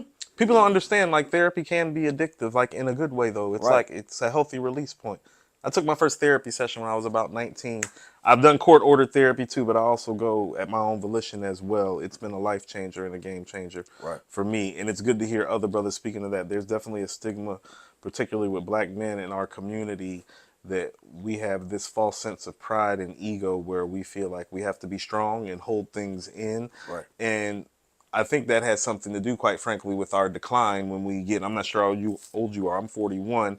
I've been watching friends and family within their 40s and 50s drop like flies. And I think some of it is the emotional and psychological pressure that we put on ourselves because we don't have an appropriate or a proper release point. Yeah, I'm 45 to be exact. Okay. And you looking great, brother. You're looking great for 45. Appreciate it. And I was raised in an era where I would hear them say, "You're a boy, don't cry. You're a boy, you can't hug. You're a boy, don't kiss." You know what I'm saying? So, me as a man growing up and create my own blueprint for my son 20 years old, I still walk up to him now and kiss him on the forehead. I don't care. Like, I just feel like as men, we need to learn to embrace that. You know what I'm saying? That's the first thing because, you know, when you're able to embrace that from your father to son, you know, that makes that son or that father be able to go out and be a better person. You're breaking generational curses when you do that. Yes, you are. It's absolutely what you're doing. Yes, it's deep, and we do need that in our community. We need to say that I love you to each other. We need to say it's okay to get help, brother. It's okay if you need to be strong. My cousin in North Carolina is working on his degree right now, and he hit me the other day, and he was just like, "I just needed some encouragement from you." Right. And I was just telling him, I was like, "Cuz," I'm like, "call me, text me, any time. I don't care. I got you." You know, Right. and we need to start breaking down our own barriers and having each other like that. Like you spoke to something to the crying thing. I'm gonna tell you something. When my uncle Jeff died, I got the news. My aunt Sonia called me. It hit me so hard. He was like a father and a father figure to me that I wailed in front of my daughter. She had never seen me cry before, and that happened when she was about 10. And so one of the things that stuck in my mind was how devastated that she was that I was crying, but it's because she had never seen me cry. Right. She had never seen me vulnerable in that state. So watching that, and it wasn't just a cry, I was wailing. I just lost my father figure. And so it wasn't just a regular cry. It totally kind of shook her up. She was sincerely worried about me because I didn't even realize I had perpetuated that stereotype to her without me even knowing, because she didn't see me cry from 0 to 10. Right. And it's like, I thought it was me being strong, but I realized how weak I had been in that moment because I had taught her the wrong thing. And so that actually changed my vulnerability level with my daughter. And I started literally, her mother and I are separated, but every day she's with her mother, I get up, I wake up whether I have to or not and call her, tell her that I love her, Right. give her a positive affirmation, a word from God, and have a good day. But that kind of started when I realized it's like, well, just by my habits, I taught her something. So by my habits, I need to teach her something else. Right. Right. Right. So, you a personal trainer, facility? Tell us what you do in fitness and how people can contact you, reach you. Yeah, so I'm a master trainer, also a nutritionist. You can reach me on IG at Tobias the Transformer. That's TABIUS _the _transformer. Transformworkout.com, that's the website. And if you're on Facebook, just Tobias McCoy. I want to talk to you about the nutrition side of things. I've been actually researching my family tree for the last 5 years. I have us mostly traced back to Barbados and to portions of West Africa. I've been looking at the diets, the indigenous diets from where my people come from. Because I'm 41, my body's been changing. And so there are things that I used to eat, used to burn off. I could wake up and do jump rope for 20 minutes and all my problems would go away. But as I've gotten older, obviously metabolism slows down. You got to be more funny about the things that you're eating. What I've noticed has become more knowledgeable about the things that my ancestors used to eat. And I put those things in my body. They tend to process through my body quicker and also make me feel healthier and alive. Speak to that as a nutritionist, please.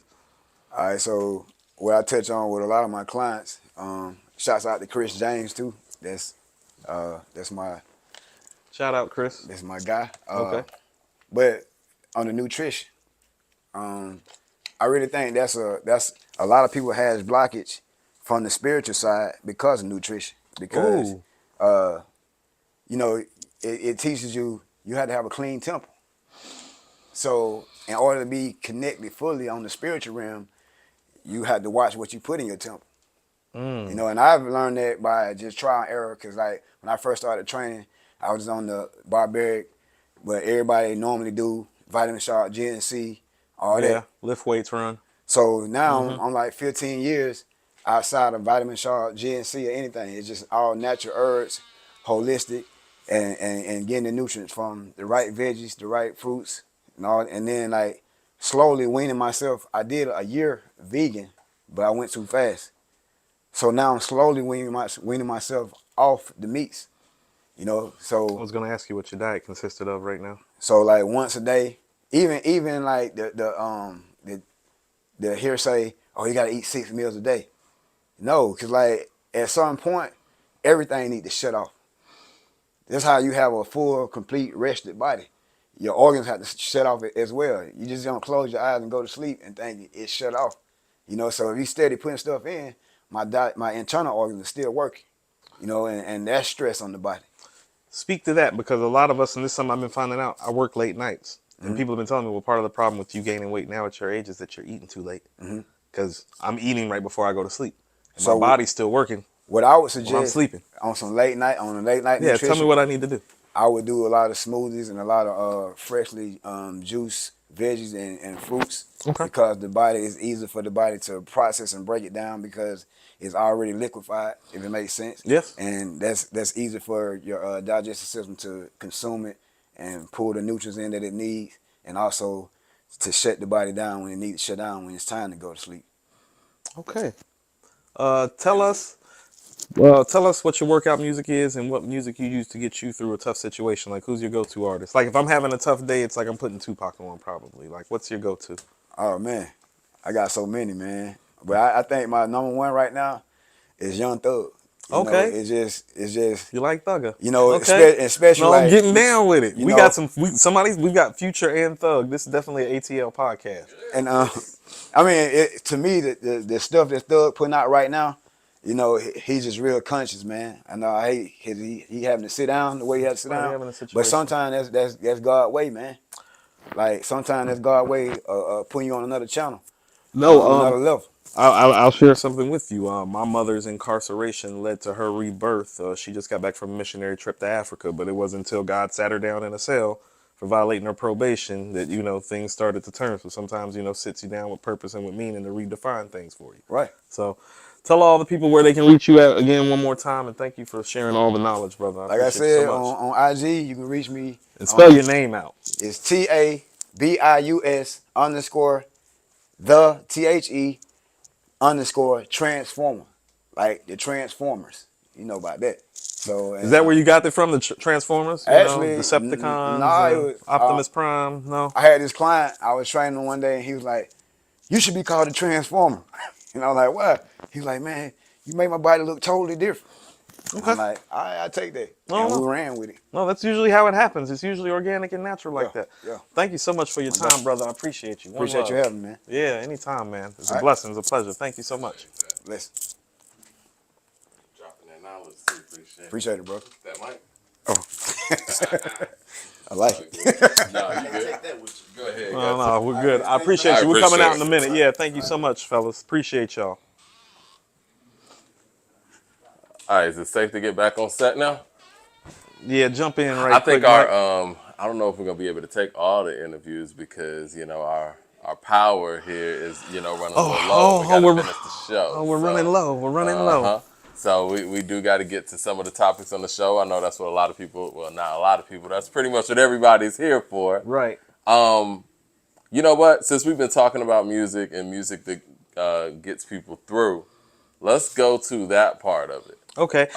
What was some of the, I know we were going to do a top 10 songs that get you through tough times. Like, what were the ones that you were thinking? Well, I did 5 because I figured maybe you would do 5 too since we were doing a 10. Mm-hmm. So I'll tell you some of the ones that I have written down. I might have more than 5, but yeah, I did 6. But I'll tell you what, and this actually caused me to do more thinking than I thought.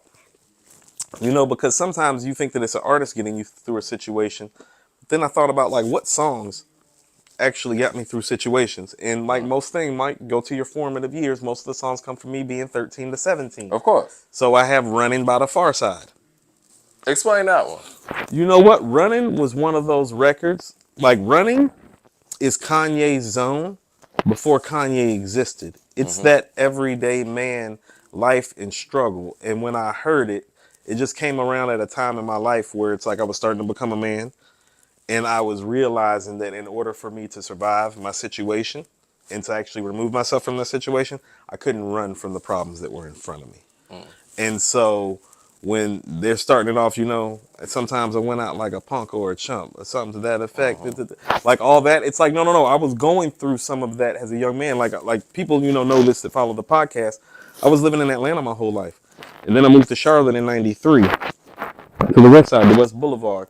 It was a big change for me. It was a life change. It like altered everything. So I wasn't having the best of time in Charlotte, and I really kept to myself a whole lot. Most people know me. I probably didn't come out of my shell till 98. I was dealing with a lot of anxiety, a lot of depression, a lot of poverty. West Boulevard at the time ain't the type of place that you wanted to be. You know what I'm saying? Right.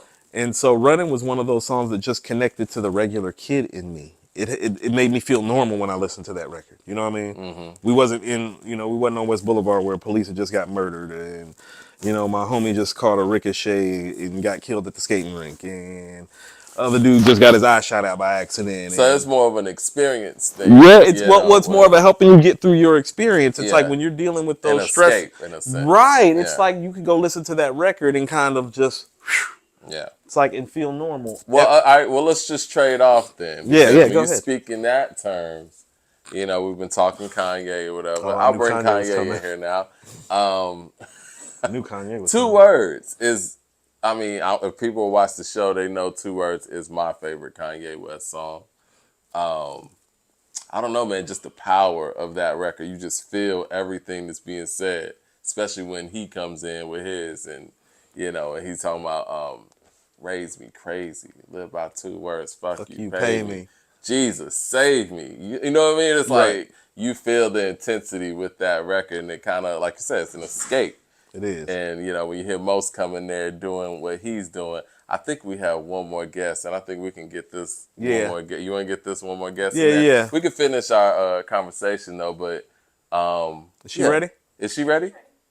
Okay. Yeah, we'll do one more guest, and we promise we'll get back to the rest of this. And this then, shortbread, so ain't it? we'll This wrap. Heat Made?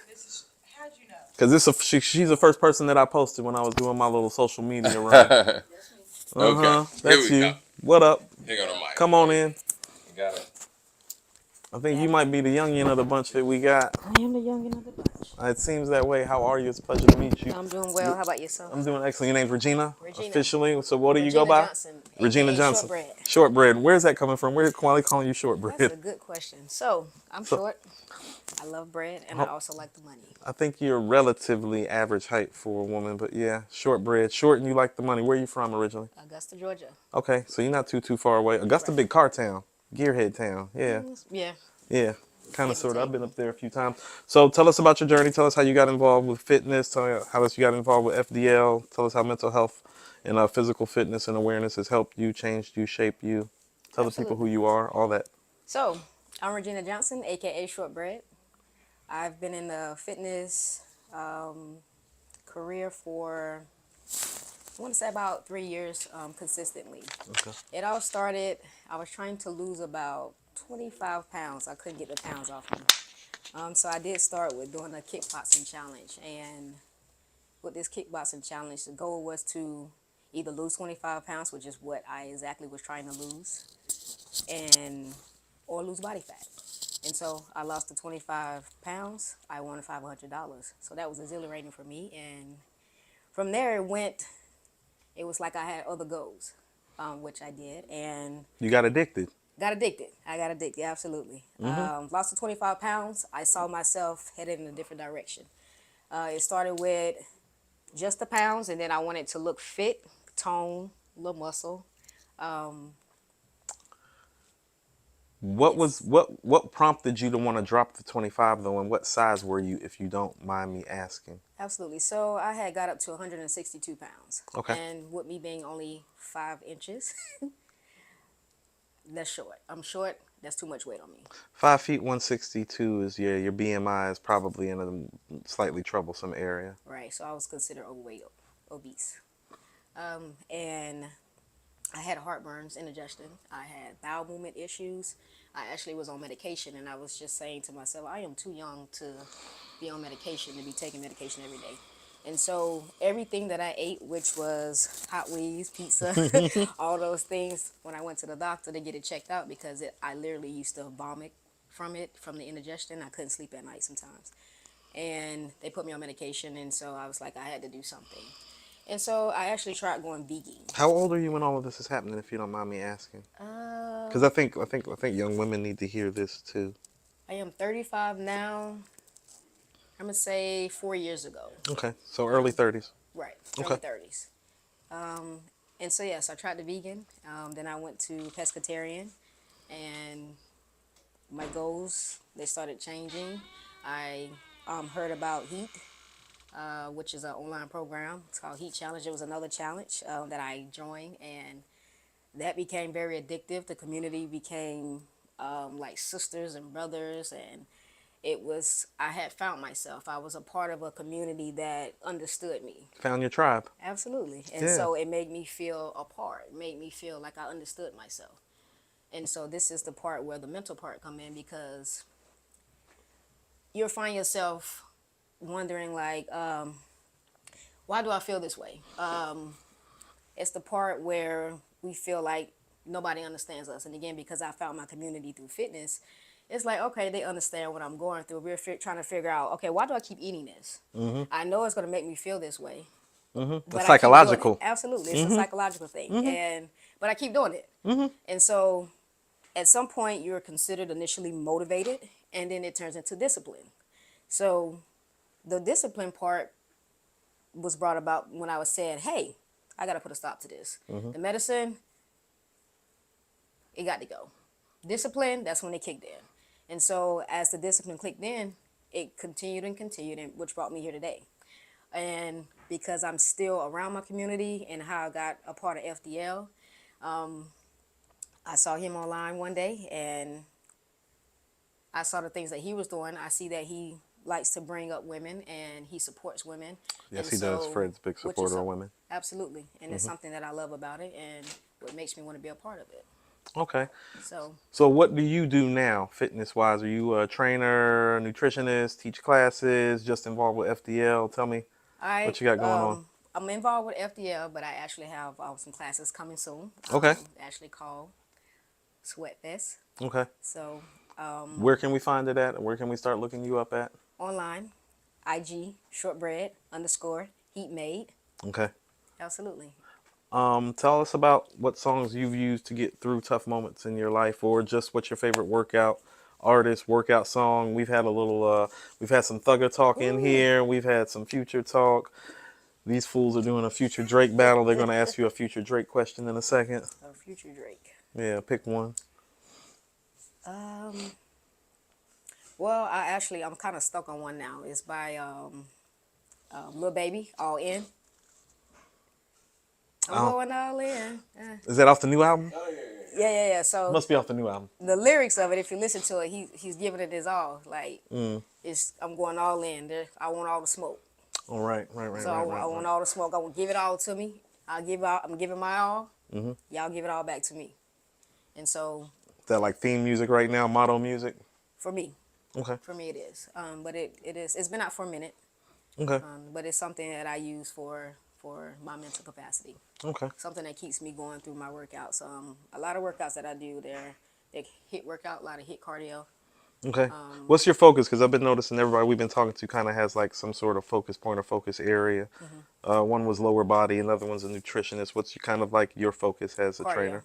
Cardio's your thing? Cardio's my thing. Is that because of the issues that you had? Is that where that kind of comes from? Or are you just like, or do you just like, is that where you're disciplined and that what excites you? Do you love to run?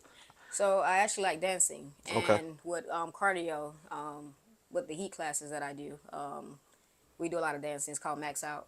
So what are the HIIT classes like? Like what is, break down like a HIIT class. What like, so if we so- sign up for a HIIT class, what are we getting before we let you go? It's called Max Out. Okay.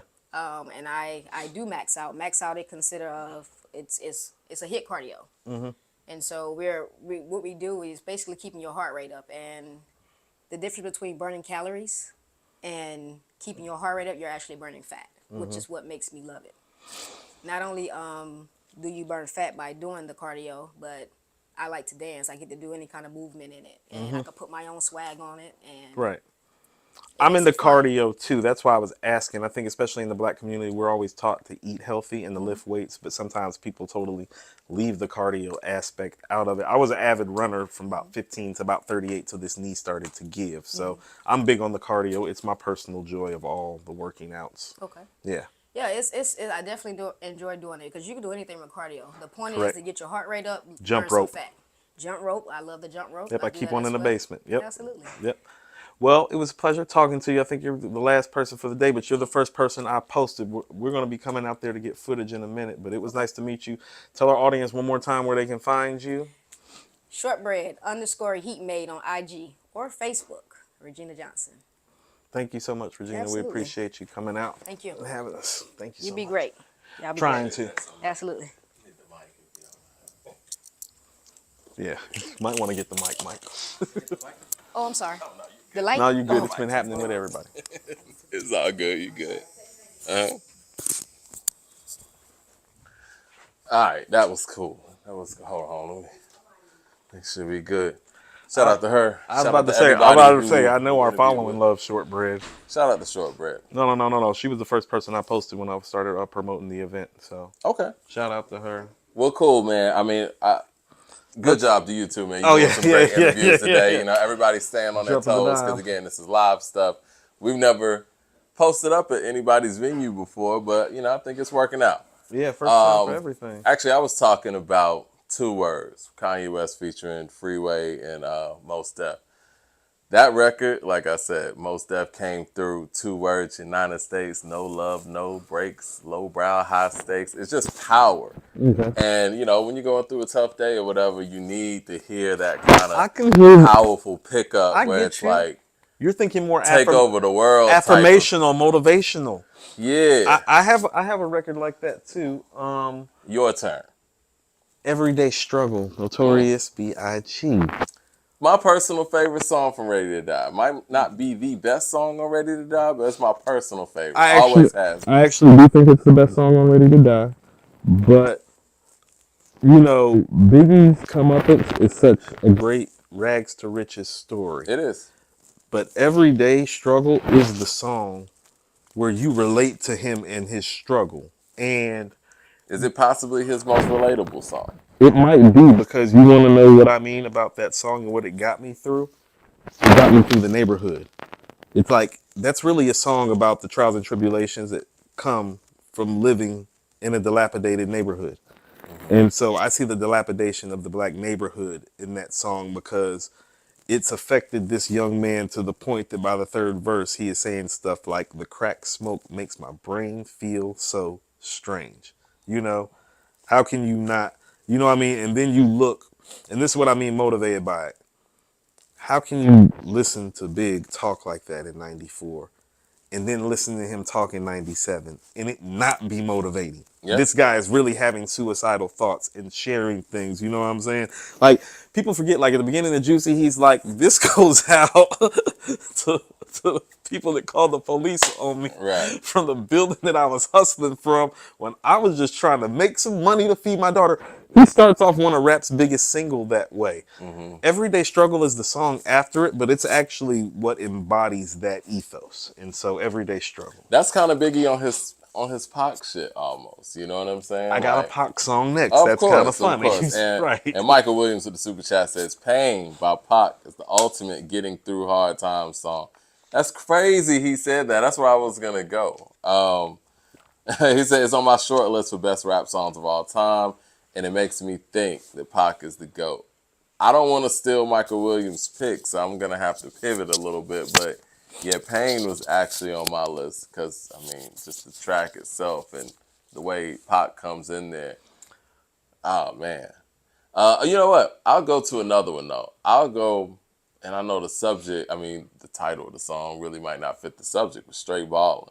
Just the way that he approaches it. You know what I'm saying? You want to know what? First to hit the block, little bad motherfucker with a pocket full of knock. Let him throw them things. Give a skinny little ass kick. Yeah. You know, see, Tupac Rabbit Hole time, he's the guy that gets you through more than all the other guys. Because he gives you everything. Because he gives you everything. So here's about to say, My Block and So Many Tears, for different reasons, got me through different things. Like My Block, like that's just neighborhood anthem stuff. But So Many Tears is the, you know, since we're at Mind Over Matter and mental health awareness, that song is probably mental health wise one of the first things that let me know that Pac was going through something. You know what I mean? Well, let's play a little game real quick since we're doing that and we're jumping from artist to artist. Does DMX on It's Dark and Hell Is Hot have that song that, you know, because he gives you a whole bunch of different raw emotions on that? I think what DMX helps you get through is the channeling of the raw emotions. But I don't know if he's got a song.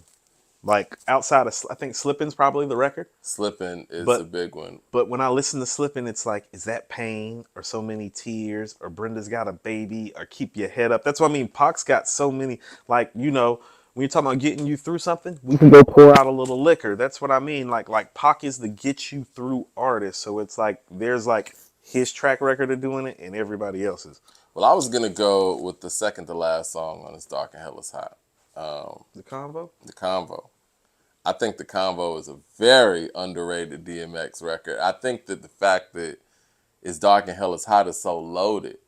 And he came right back with Flesh of My Flesh, Blood of My Blood, and his catalog is so extensive, we don't even talk about The Convo. I mean, that song truly could have ended the album. You know, and I get why the other song ended it, but how about this? Depends on what you're going for, ending the album. Right, you know? because here's how I feel. You want to know what? You could have taken the posse cut, and you could have moved the posse cut up to After Crime Story. That's what I'm thinking, but I don't know. Maybe because we're so used to hearing it at the end, and we're so it's critical. hard to hear it and we're so critical now. Like, look, Yeah. we're talking about The Convo, and of course, you got another song. You want me to go into my next? Oh no, one? go ahead. I got One Love by Nas. Okay. My A lot of people feel that way about that. Well, my cousin Vici has been on death row in Terre Haute since I was 16 years old, and you know he's 8 years older than me. He's the one to put me on me and Six's. This is Six's older brother. Put us on the hip hop, put us on the Slick Rick, Public Enemy, Rakim, NWA. Like, this is the guy, and you know, he got locked up summer of '96. You know, so he got locked up like right when I started to like really immerse myself. And part of the immersion was, you know, the missing of him, and you know, obviously on Illmatic is the jail letter, One Love. Yeah. And so, you know, I can remember the first time that I wrote him a letter when he was first locked up and it was still local.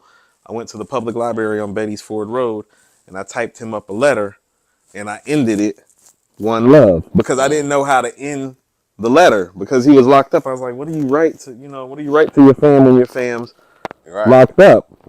Nas, One Love. You was my nigga when push came to shove. One what?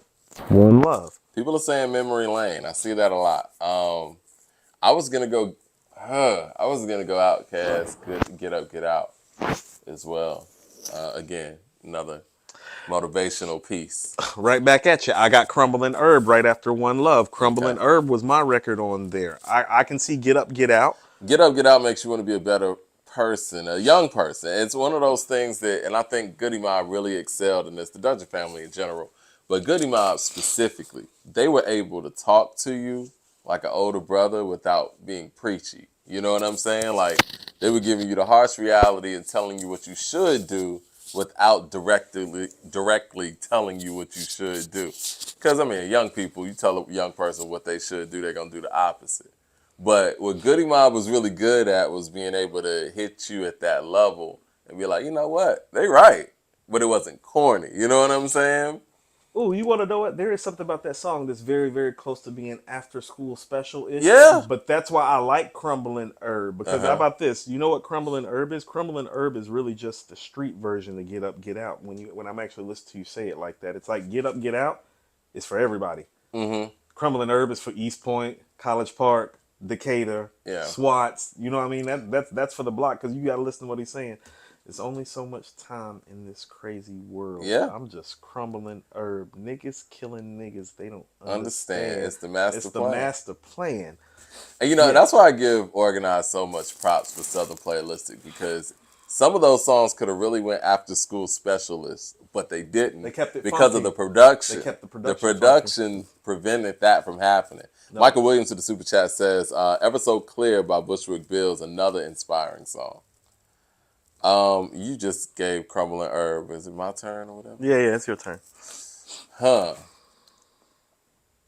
That's actually my 5. So go through your 5 again? Yeah, I got So Many Tears. Mm-hmm. I got Everyday Struggle. I got Running. I got One Love. I got Crumbling Herb. Nas has a lot of stuff in there. He does. The World Is Yours would be my 6th pick because that's my affirmational, motivational song. Like how you feel about Get Up, Get Out is how I feel about The World Is Yours. And I think it's the same ethos of the song. It's really saying like, you know, survive the circumstances, you can do it. You Don't Know from Jay-Z is a is a big one. That kind of changes our whole mood. I'm It's a hustler, like, baby. I can sell water to a yeah, whale. man. You No, know you're how I right. feel about You Don't Know is Jay-Z's best song. I've finally come to that conclusion. For a long time, I've always said Dead Presidents 2 was my personal favorite and his best song, but I'm gonna have to move Dead Presidents 2 to number 2, and I'm going You Don't Know is his best song. He's just God MC level on Dead Presidents too, though, Mike. So I can't say that. Like, he's epic on You Don't Know, but man, the talk on Dead Presidents 2 is some of the best talk ever on Wax, Mike. The rapper that we get on Reasonable Doubt, we never got again. That's what I mean. That's what I mean. For Is the it's like, Jay-Z that people know of, the identity of that person lives on You Don't Know. right. I could say Can I Live too. Oh, yeah. I feel like Can I Live and You Don't. I feel like the guy that's on Can I Live is the guy that's on You Don't Know more than Dead Presidents. You know, I'm with you on that. Yeah. I think Can I Live is kind of modern day Jay. Yeah, I told you I didn't. Yeah. I didn't know what he would meet me by the crap table. It starts a G up. This way, no fraud. Willie's pressing, gambling. They re up, and we can have a pleasant time sipping margaritas. I'm like, this nigga's balling. This guy's balling out here. I think, man, are we entering the end of our show? I gotta talk to our producer now. Yeah. I think we're close to Cameraman says, did you go through your 5? I done went through the 5. He done went through his 5. Y'all gonna preview next show? I know we didn't get a whole lot of topics. And we'll talk about what y'all gonna talk about next time. All right, so this is what I did. I think we need to drop Denim's article. I need to send it to you. Maybe You talk gotta about send it Denim's to me. article. Yeah, I'm gonna send you Denim's article, and we can talk about Denim's new article. First of all, you want to know what else too? You know, Mike, Denim might be nicer on the mic than you and me, and she's younger too. We might want to pull Denim into the cipher. Throw her in the cipher. It's cool. Yeah. Shout out to Denim. We might. What I was gonna say, Coop was telling me that I need to put together my list for top 50 beats all time, and what I wanted to do, and this is my bright idea, I'm thinking section it off from the best 10 beats from the 80s, best 10 from the 90s, best 10 from the 2000s, 2010s, and then I'll do a miscellaneous mix with the other 10. See, I was telling him, I don't know if there's 10 80s beats that I would pick. What 10 80s beats would you pick? Because I feel like I got them. I mean, but I won't spill too much. I mean, I'm thinking Microphone Fiend, Paid in Full, The Bridge is Over, Children's Story, Mona Lisa, and after that, I'm like... No, Rebel Without a Pause came out in the 80s. Boys in the Hood came out in the 80s. I got Boys in the Hood on my... Welcome to the Terror Dome. Is that 90? That's 90. That's 90. Straight Outta Compton came... Not saying these are on my list, but I'm just saying. Straight Outta Compton. That beat's not enough to be top 50. You don't think so? I actually listened to NWA. I actually listened to Straight Outta Compton the other day for the first time in forever, like the album. Mm-hmm.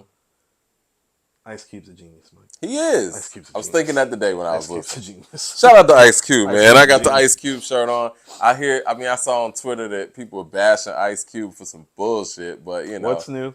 It's nothing but... We do that to our icons. It's nothing but, people who are bought and paid for to spread agendas. So no, I'm riding with Cube. That's partly why I'm wearing this shirt today. So always riding with Cube. I don't care what they say online. Unless Cube goes out there and says something totally crazy, I'm riding with Cube. And even if he does that, I'm going to give him some room. Right. He's done too much. You've given Kanye so much rope, Mike. You've given Kanye so much rope. You guys are talking to the person that gives Kanye all kind of rope. So you think I'm going to flip on Cube? I give Kanye Never. rope. I just don't give Kanye any rope about, whack-ass music since he's supposed to be so great. Esquire with the super chat says, Pac Pain. Nothing Lasts Forever by Nas. In Time by Scarface. Leaders, Nas and Damian Marley. J. Cole, Rags to Riches. And Cole, Can I Live for Me? Those are good. Shout out to Esquire. Always supporting. But yeah, man, some dope beats that came through the 80s, man. And Freaks Come Out at Night comes to mind too. But we got some music Friday. Is anybody dropping tentatively? Not that I know of, man. Okay, so just Still another weekend. Music. Another week in 2023 with no music. Okay. Yeah. Copy Esquire with another super chat says, Kanye West, Family Business. Common, It's Your World. B turns 18 years old today. It's Your World is an incredible record. What's the best record on B? Best record? Yeah, it's the best record. Not your favorite. What's the best record is it's Between the Corners and the Food. The best record. It's Your World is in that conversation too. Off the top of my head, I'm just going to say The Corners. I think it's The Corner. I used to think it was The Food.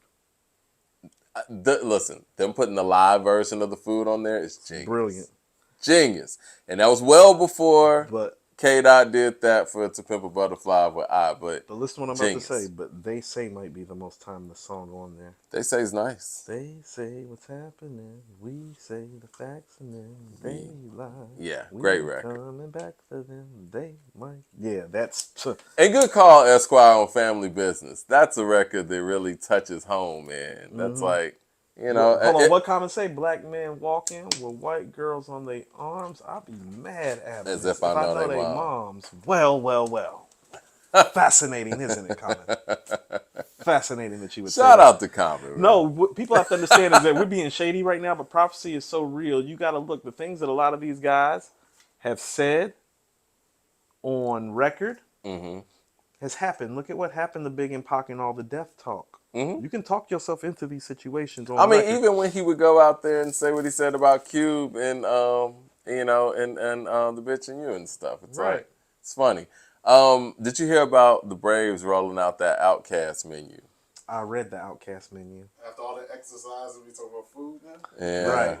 Yeah, Well, Mike, I don't think that's a good way to go. It's all the stuff that's hurting us, Mike. It is all okay. Well, it's catfish. Well, let's go through it then. Shrimp. After all this low vibrational talk, caramel, right? Is all right. It's very problematic. Do we have the menu on the screen? We do. We do. Okay, cool. I can't see anything. I was just making sure. Let me go through it real quick. Because I think I see it here on According to Hip Hop's Facebook page. I'm going through. Boom, boom, boom. Where is it? Okay. Actually, you got it on the screen right now. I'll just read it from here. No? I'm sorry, y'all. This is, I don't see it here anymore. Was that up for a couple of days ago? Ransom's dropping Friday. Ransom's dropping Friday? Okay. There we go. Fried fish and grits. Okay. Coronary. Patty melts and gator belts. Patty melts? Pre-diabetic. Wet lemon pepper wings. Yeah. We see why we down at FDL working out. You see how we right here, yams with extra syrup. This is pretty bad. Strawberry lemonade and popcorn shrimp. Can I get you a doctor?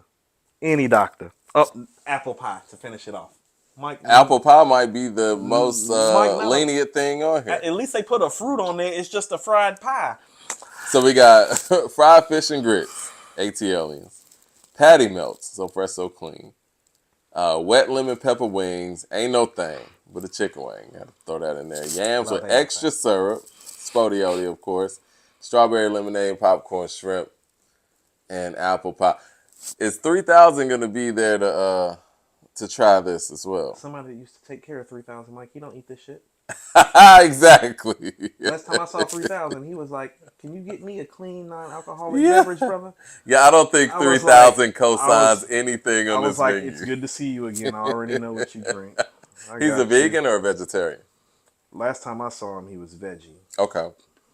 Yeah, I don't think there's any vegetarian options on the actual Outcast. No, people don't understand. It's like I've literally run into 3,000 at 3 different jobs in Atlanta during my tenure and taken care of him on multiple occasions, but at 3 separate venues. Like one of the last times we met, he's like, "I feel like I keep running into you." I was like, "Because we keep." So, all right, you just said Ransom's dropping. I think some people in the chat. Somebody just said Pray for Paris 2 is dropping June 23rd. I don't care about anything else. Is that happening? Okay. If that's happening, that's what we need to check on. If we get Pray for Paris 2, check. You know, if we get Pray for Paris 2, we need to do a station head that night. Yeah, we need to do a station head that night if we're getting to Pray for Paris 2. I think we're gonna do a station head for the debut of Benny and his album with Alchemist and Hit Boy. But anything else that's coming down the pipeline possibly that we might need to debut at midnight? Because we talked about it earlier. It just doesn't seem. Pray for Paris 2? I'm looking forward to the Benny thing, man. I'm really thinking they're putting a lot into Benny, West Side. I mean, if we get in a KD4, if we get a J album, if we get an Eminem album. I'm going to say this. Oh, yeah, Eminem album, I'm definitely down to do that at midnight. You want to do it for shady reasons, not for Slim Shady. Shady. Right. All right, this is what I'm going to say. Shady on the cipher, too, Mike. Everybody caught the shady bar. Everybody caught that. Very problematic. Look, if Jay drops, I doubt we're going to be able to stream it at midnight. Because I don't think Tidal coincides with... He ain't with Tidal, Mike. He sold that to white people. he still might just do it exclusively through Tidal, because I think that he still has ties to Tidal, right? I mean, he's sitting on the board at Cash App, and that deal was done through Jack Dorsey, who now owns that portion of Tidal. So I would imagine he would still. He said, "Put me on this board. I'll sell you my main shares of my company." So, like I said, some business white people, over. Some business white, done. so white people own it now. I don't know what he. Yeah, white people own it. All right, well, we're gonna see y'all Friday. We're gonna wrap it up here. Yeah, appreciate y'all joining us. Hey, great job, Coop. Thank you, sir. You know, pleasure seeing you live. Yeah, pleasure seeing you live as well. Let's talk 50 greatest beats. Mm-hmm. Maybe we can have our top 75 players list done. Yeah. And let's talk some Ransom. I need to listen to the Skis. And we'll put a couple more MCs in our top 50 mixer. Yeah, yes, sir. Yeah. And we appreciate y'all running with us. Hit that like, subscribe button. We'll see y'all Friday. And, as normal. Eastside ATL, Westside Charlotte. That's where I'm from. There it is.